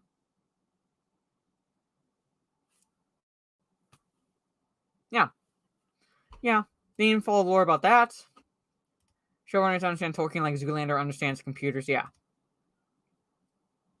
It's like the creation of the USA in the year 2322. Yeah. There it is. There it is, folks. That is the episode. And that is the episode, ladies and gentlemen. LA in 10 years, yeah. Hey, Jacob, we were just wrapping up, so I hope you enjoy the replay. But there it is, folks. going on for over 3 hours. Granted, I did go a little bit into an article prior to actually going into this show, but a little over 3 hours to find out what we already could surmise from the previous episode, and that is we got the origin of Mount Doom and Mordor. Why they needed an origin story, I have no fucking clue.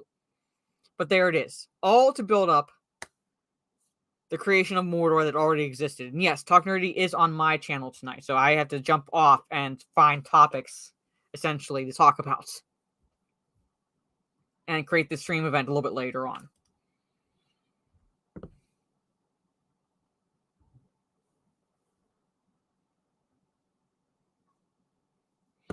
That's it. There it is. Nothing has been seen or learned. Yeah. There's nothing about this. There's nothing about this series that is all have anything to do with Tolkien.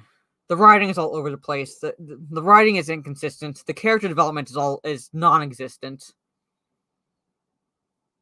Timeline is fucked.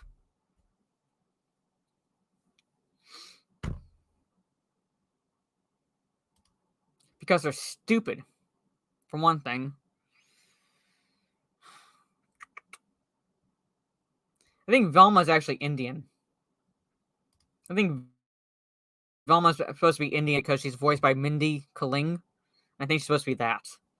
But yeah, they're race swapped. Regardless, they're race swapped. They made Muller feel so small. Yeah, I think so. I don't know, but anyway, I don't really care because they're butchering another franchise or IP. So, yeah. Yeah, she's just trying to stay relevant, pretty much, yeah. Anyway, there it is. Shaggy Cuz, yes. And Daphne's Asian. A red-headed Asian. So basically, she dyes her hair. Anyway, there it is. There it is.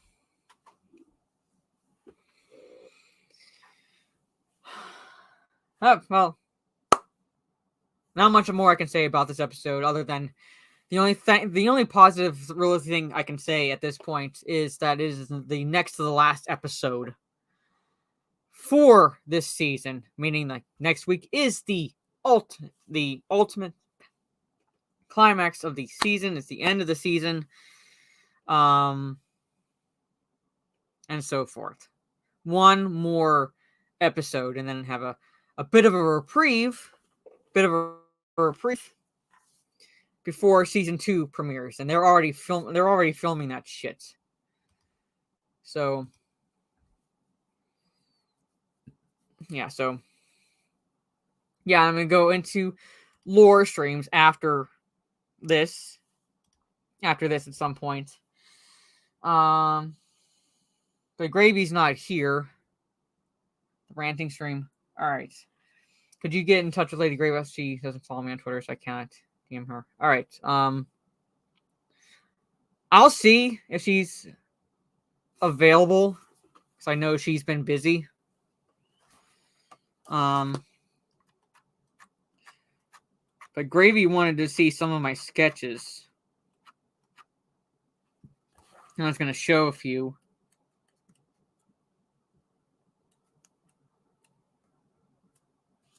I was going to show a few.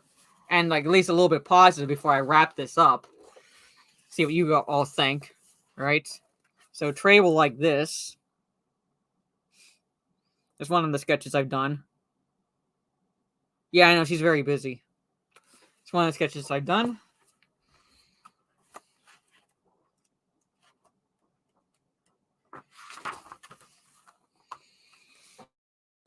Another one when I used to watch wrestling. That's Jeff Hardy. Where the fuck are you?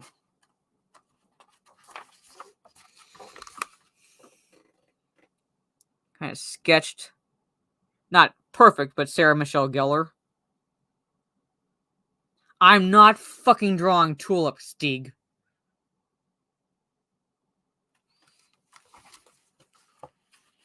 What else?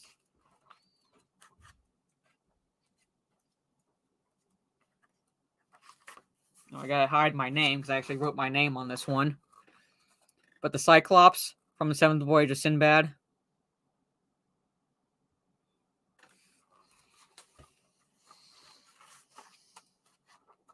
Because there's some things that aren't actually sketches in here.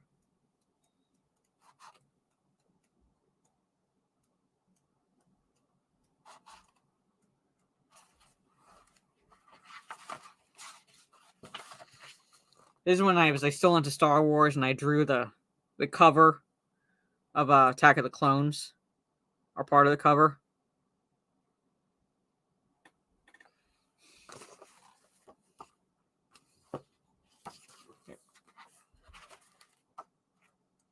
What else?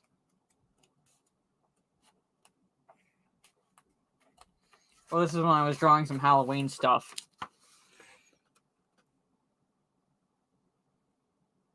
Anyway, just to show you off some of my drawings, pretty much. But anyway, I do want to get back into sketching. But yeah, so I'll show them off again because I think Gravy wanted to see them. I could, like I said, I want to get back into sketching.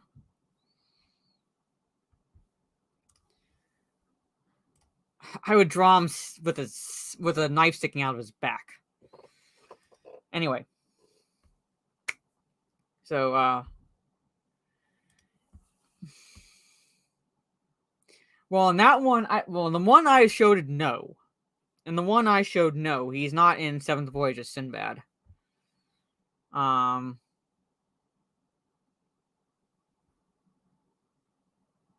It's the last one, a portrait of Stieg. But in Seventh Voyage of Sinbad, the one with the Cyclops, no. But I have not seen all the Sinbad movies, so I don't know for sure. Draw Theo's an Elven Warrior. I'm not drawing any fucking thing from that series, Jules. Nothing. Nope. Anyway, so there it is. I'm going to wrap this up. Talk Nerdy to Us will be on my channel this evening in about 2.5 hours, so come check that out. Talking some pop culture news to include, apparently WB Games has been pulling a Naughty Dog and copyright striking people just talking about the leaks. Because an art book got released somehow under their nose that revealed major things about the story. So, of course, the people started talking about it, and of course the leaks got out there, and now WB Games is copyright striking channels for even just talking about the leaks. Not even showing what the leaks are, but just talking about the fact that there were leaks out there. Right? They're copyright striking channels. We're going to be talking about that tonight. So, because someone dropped the ball somewhere. So, but anyway, I'm going to get some more topics lined up and so forth. So I will see you all about in 2.5 hours for Talk Nerdy to Us on my channel. So have a good rest of your day or evening, depending on where you are in the world. Only one more episode for this season, and then we have a reprieve, folks. Only one more episode. So good night. Have fun. Stay safe. And always remember, the sea is always right. Fuck this show.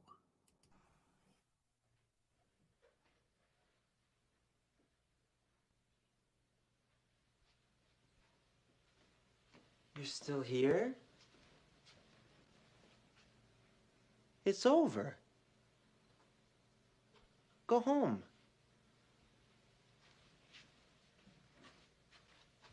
Go.